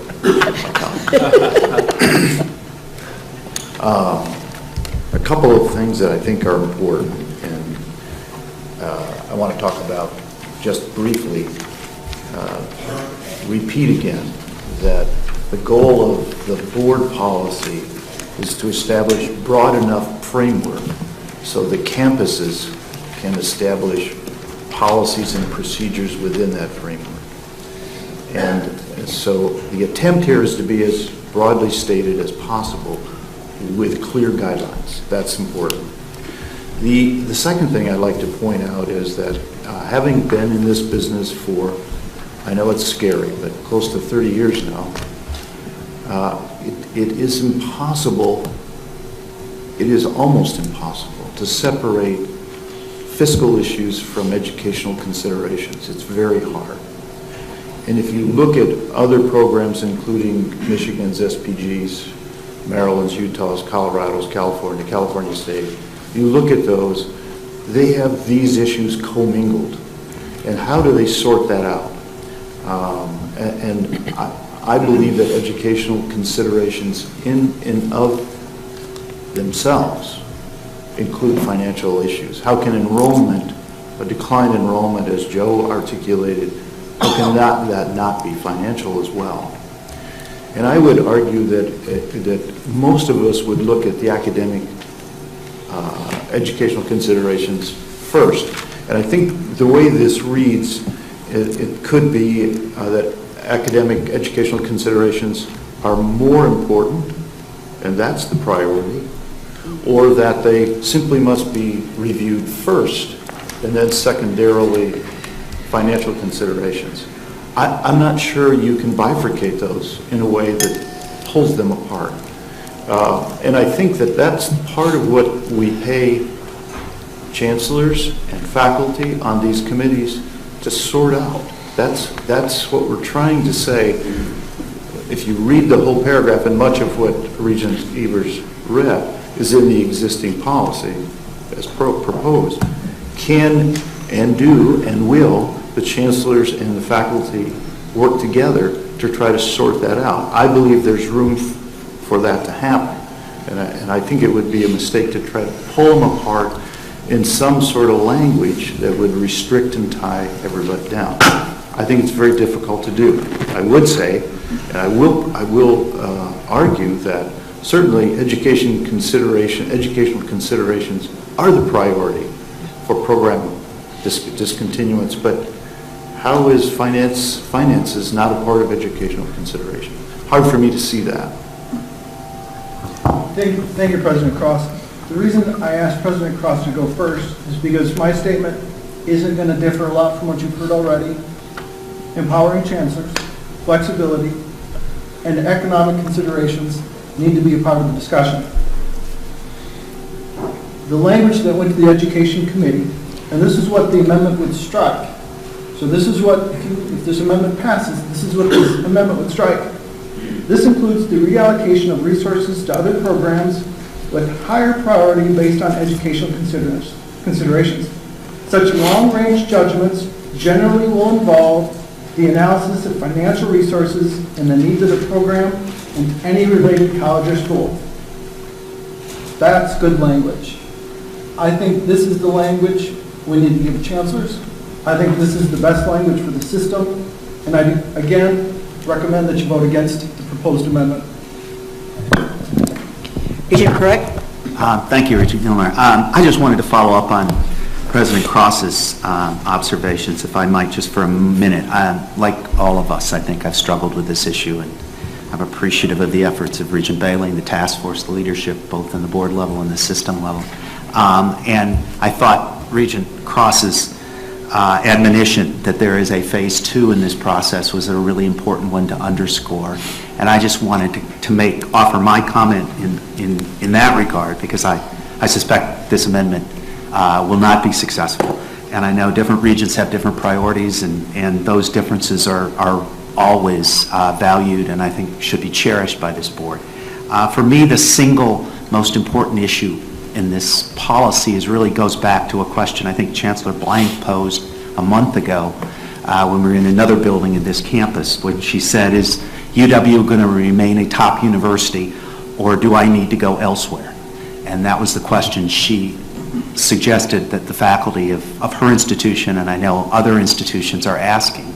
And, you know, repurposed in a more practical way, if I'm a rising academic star at UW La Crosse or Stevens Point or Madison or Milwaukee with a job offer from the University of Michigan or Cleveland State or Mankato State, is there anything in this policy, or are there items in this policy that are going to discourage me from going to the University of Wisconsin as opposed to those other institutions? And so I guess as we look to phase 2 of this policy, I just would strongly hope and encourage that the institutional policies that are developed as a result of this Regent policy, send a strong and clear signal to those applicants and to those who have stayed with us in some difficult times on our campuses today that this is a place that they want to be at, and this is a place they want to remain. So thank you.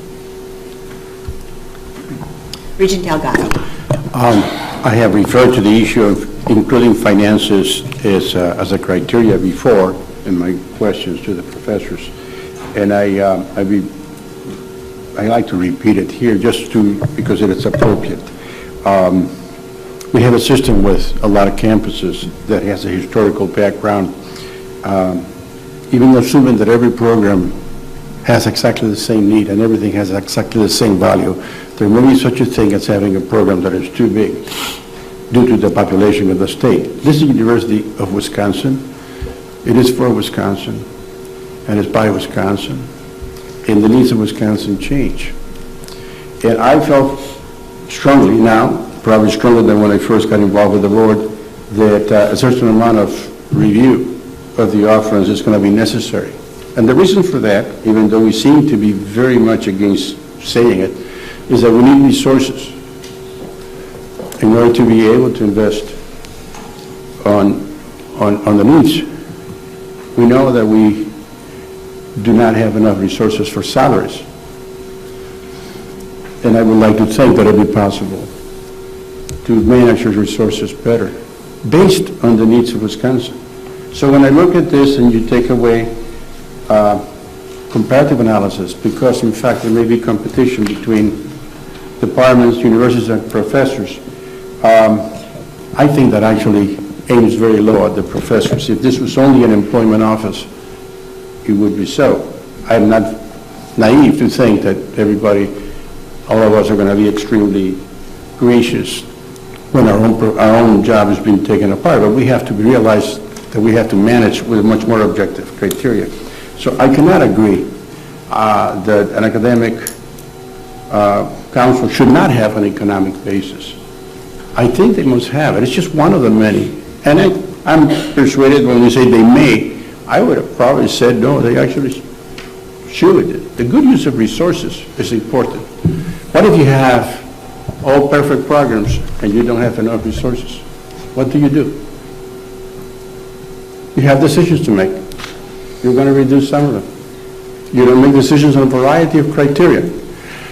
I happen to think that this university system is not in the edge of falling apart. I think it's tremendously strong. I have to say that we owe the state of Wisconsin a very rational approach to the offerings of this university on a continuous basis.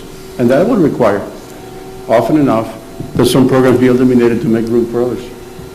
And there will always be an advocate. And if we focus on the needs of the students in this Wisconsin, if we look at the resources available, I think we can come with a fairly, very, very good answer and approach. Easy? No. Possible? Yes. Economics is essential. I'm not in favor of taking economics from this. All right, Regent Hall. You know, I've been sitting here just somewhat struggling through all the conversation. I think most of you know, most of my career has been in education. Education, nonprofit. Now for the first time on a daily basis, I'm working with small and medium-sized businesses and working consistently with business leaders in our community. I have opposed the first two amendments. I am going to oppose this third. I'm doing it because I see how we are at a point in education where we really have to work through and make this a win-win. And it is a delicate balance between the importance of academics and the educational programs that we provide our students, while at the same time making sure we have the money. Because at the end of the day, if we don't have the money, none of this matters. And at the end of the day, those students that were standing up there, students of color, but for all students, if they don't feel that they are in an atmosphere that is welcoming and engaging, we will lose them. And the students are our clients for all of us. So I sat here and just wrote a couple of things saying that I believe in the work of the committee, which I know was very tough, and I respect the leadership, and I also respect all of the stakeholders, because that committee did represent all of the stakeholders. And what they were trying to do is, again, balance what is needed by our faculty, balance, again, the discussion on considerations for academics and education, while at the same time we have a fiduciary responsibility, and our chancellors do, of being fiscal managers and being responsible for the outcomes of our universities. So let's just really work through it. This is tough, but we have to have these ongoing conversations. And even though as the Board of Regents we have our differing opinions, at the end of the day we are about continuing to make this UW system, the best in class. Thanks. Regent Mueller.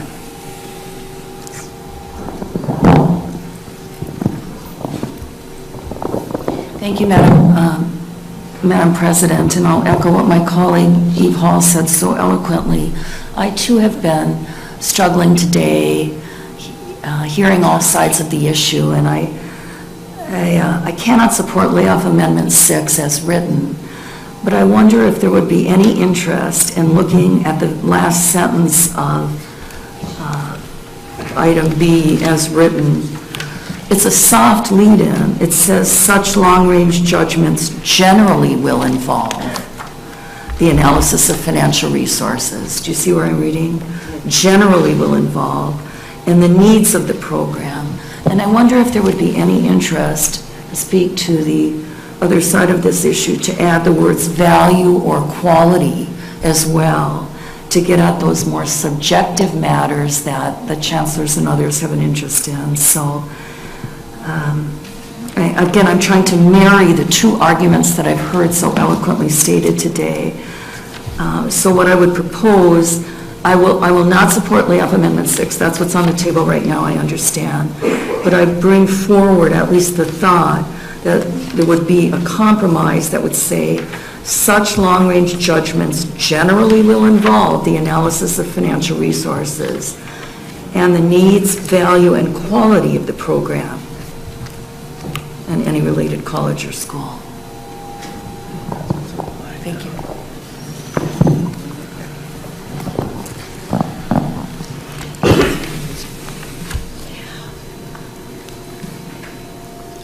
Regent Vasquez.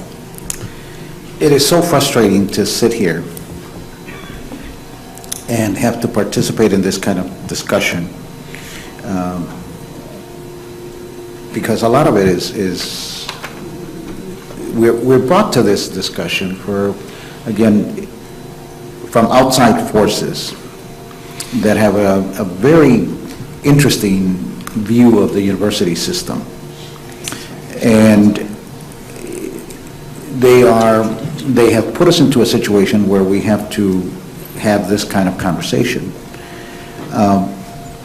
And we are being forced to address issues that are clearly true. We have a fiscal crisis. There's no ifs or buts about it. But let's be clear, folks. It is not a fiscal crisis that was internally created. It wasn't tenure that caused the fiscal crisis. It wasn't faculty that were entrenched and didn't want to terminate programs, didn't want to do anything. That's not true. At least I'm not aware of it. The fiscal crisis that we have has been imposed on us. And let's fess up with it. And what I am very frustrated with this discussion is that we're cannibalizing each other. We are taking an either-or. Either it's about fiscal reality or it's about academic freedom, as if they were inseparable, and they're not. And I don't believe that our chancellors and our faculty see it as black or white. I think they're fiscally and academically responsible. And we're cannibalizing ourselves by nibbling at this language, as if the crisis was created internally. The crisis was not created internally. The crisis was the lack of state support. The crisis was the lack of the ability to allow us to raise tuition. If we want, it is about money. But believe you me, doing all of this stuff isn't going to give us the money that we need to operate this system at the quality that we need. The money, this is a public institution, and the state needs to come to understand what does public institution mean. And the state has got to come to understand what does tuition affordability mean and how can we deliver. And believe you me, folks, it's not going to be delivered by nibbling at all of this stuff. This isn't going to give us any kind of money to address our fiscal crises. We should, together, faculty, chancellors, regents, we should focus our attention where the crisis has come from to us. And it has not come from within us. Thank you, Regent Vasquez.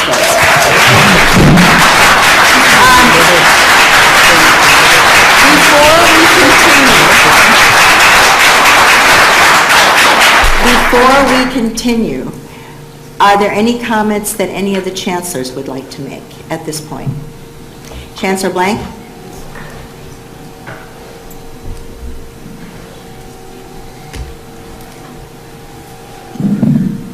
So, like my colleague Chancellor Gao, I've been a little concerned about the conversation that at times suggested the interests of the chancellors are in opposition to the interests of the faculty. And I do think that the only way we move forward on whatever changes are going on in our universities is to work collaboratively. As some of you know, I've been supportive of the proposals of the faculty representatives and would have preferred for my university to have seen them passed than not. But what I hope that as you move forward, you will consider, because you're now going to be considering proposals from every single university, that these are different types of organizations, and that rather than taking the language and the proposals that you have adopted as, you know, we must use exactly the same language, and things that are not here should not be there, that you will recognize that different schools do have different needs, and that things that might be appropriate for Madison may be less appropriate for some of the other schools, and vice versa, so that you provide leeway and flexibility in what each of us present to you in our use of words and some of the things that we ask for our individual universities. Thank you, and I believe that is going to be the intention. Chancellor Patterson. Thank you. The language that talks about reallocation of resources, I think should be included, because if we do away with the program, surely we're going to reallocate those resources to where they're most needed. So I think that's wise language. But I'd also support the idea of talking about educational considerations primary and financial considerations secondary. I think that's wise. I don't think it's a huge difference. Not a difference that's going to make a difference should we have to implement one of these policies. And I'll offer just as an example. I spent 8 years at a private university where financial considerations are really big. I mean, we think about it a lot, we did at private university. We had a music school that was nationally known, outstanding. But at the end of the day, it didn't pay for itself. But we supported that music school because we didn't want our graduates from business school graduating without some knowledge and understanding of music and art. So sometimes financial, educational considerations should be primary and financial considerations secondary. Thank you. Chancellor Sandine. Chancellor Sandine is behind you. Thank you so much, and I want to recognize and thank the board for so seriously taking into consideration the faculty perspective and the revisions that they proposed that I know are reflected in the amendments that you're looking at right now, considering right now.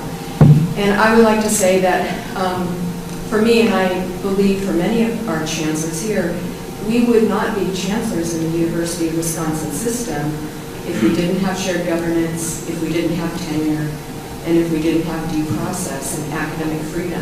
So I think we believe in this very deeply, and that anything involving layoff of tenured faculty would be a last resort for us. that educational considerations would be primary. And educational consideration also involves financial. I do agree that the two are intertwined, because if you don't have resources to support a program, then it can't be a quality program. But I believe that we have a relationship with our faculty where we can have a thoughtful discussion about this. And I appreciate that you're looking at this so thoroughly, regardless of what the vote comes out on this particular amendment. Thank you. Thank you. Are we at a closure point? Are there any other discussions? All right. I will call for a vote on the amendment. All in favor of it's Amendment 6. All in favor of Amendment 6, please say aye. Aye. Any opposed? No. All right, we need to have a roll call. Regent Bailey? No. Regent Brandy? Yes. Regent Delgado? No. Regent Evers? Yes. Regent Farrow? No. Regent Greeby? No. Regent Hall? No. Regent Harsey? No. Regent Langus? Nay. Regent Manydeeds? Yes. Regent Milner? No? Regent Mueller? No. Regent Peterson? No. Regent Pruitt? Yes. Regent Tyler? No. Regent Vasquez? Yes. 5 yeses, 11 no. Thank you. Regent Mueller? Thank you again, Madam President. At this time, I would like to offer an amendment, if I may, to the last line of 2B, which is on page 29. And the very last sentence in my amendment would read as follows. Such long-range judgments generally will involve the analysis of financial resources and the needs, value, and quality of the program and any related college or school. Thank you. Is there a second? Second. Thank you. And I believe that that language would address the example that Chancellor Patterson gave. Am I correct? Yes, again, I realize this is last minute, but there's no modifier for needs. And what we're all reading into it is financial need. And I just think by trying to reach a compromise here to acknowledge value and quality, words that appear in the Amendment 6 that did not prevail, I just have a feeling that would be a clearer, better outcome. I hope my colleagues will support this. I would second it. Well, there is a second, but thank you for the second. All right. Any discussion? Regent Bradley. What has been proposed specifically? Oh, this is a question? What has been proposed? An amendment has been proposed. If you'll take a look at under side by side for layoff amendment number 6, the suggestion is to add the words in the last section, the last sentence. Regent Mueller, it is value and quality. Value and quality. How can I be against it? All right, Regent Bradley? Yes, I would urge my colleagues to support Regent Mueller's motion, and the reason is, even though it doesn't go as far as I think we should go, we have been talking about the goal of trying to appear as competitive as what everybody else is seeing, faculty members who are looking at competing offers. And the final 2 sentences of the right-hand column, which was Regent Evers' motion, comes from the University of Michigan policies. So while I wish it would go, Regent Mueller's motion would go further, at least she's introducing the words value and quality in addition to needs, which are both reflected in the University of Michigan's policies. So while it's not going to be as good as I think it could be. This is great. Perhaps maybe more succinct, maybe better. Yes, President Cross.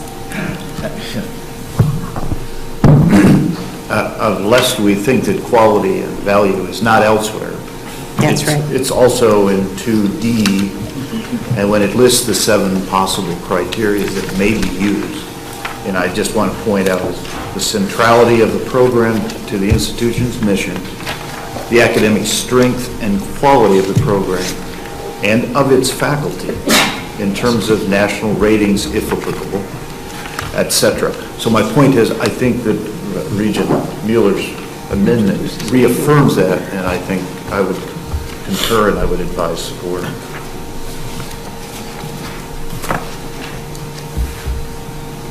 Any other discussion?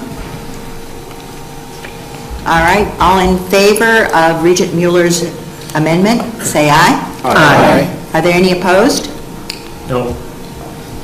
Thank you.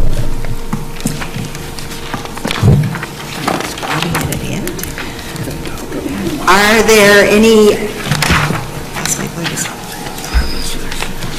there any other amendments to the new proposed Regent policy on financial emergency or program discontinuance? All right, hearing none, we'll now vote on 3B3, sub 3, and including all the amendments that have been agreed upon. All those in favor of adopting this new policy entitled Procedures Related to Financial Emergency or Program Discontinuance Requiring Faculty Layoff and Termination, please say aye. Aye. Any opposed? Opposed. All right, thank you very much. This is passed. Regent Peterson, does that conclude the report of the Education Committee? It does, although I'd like to point out that Regent Vasquez was very thoughtful and did indeed vote for an amendment, so for that I thank you. You're welcome. And with that, I conclude our Education Committee report. Very good. Thank you very much. Now I will call upon Regent Vice President Bailing to present a resolution to move into closed session, our regular scheduled closed session.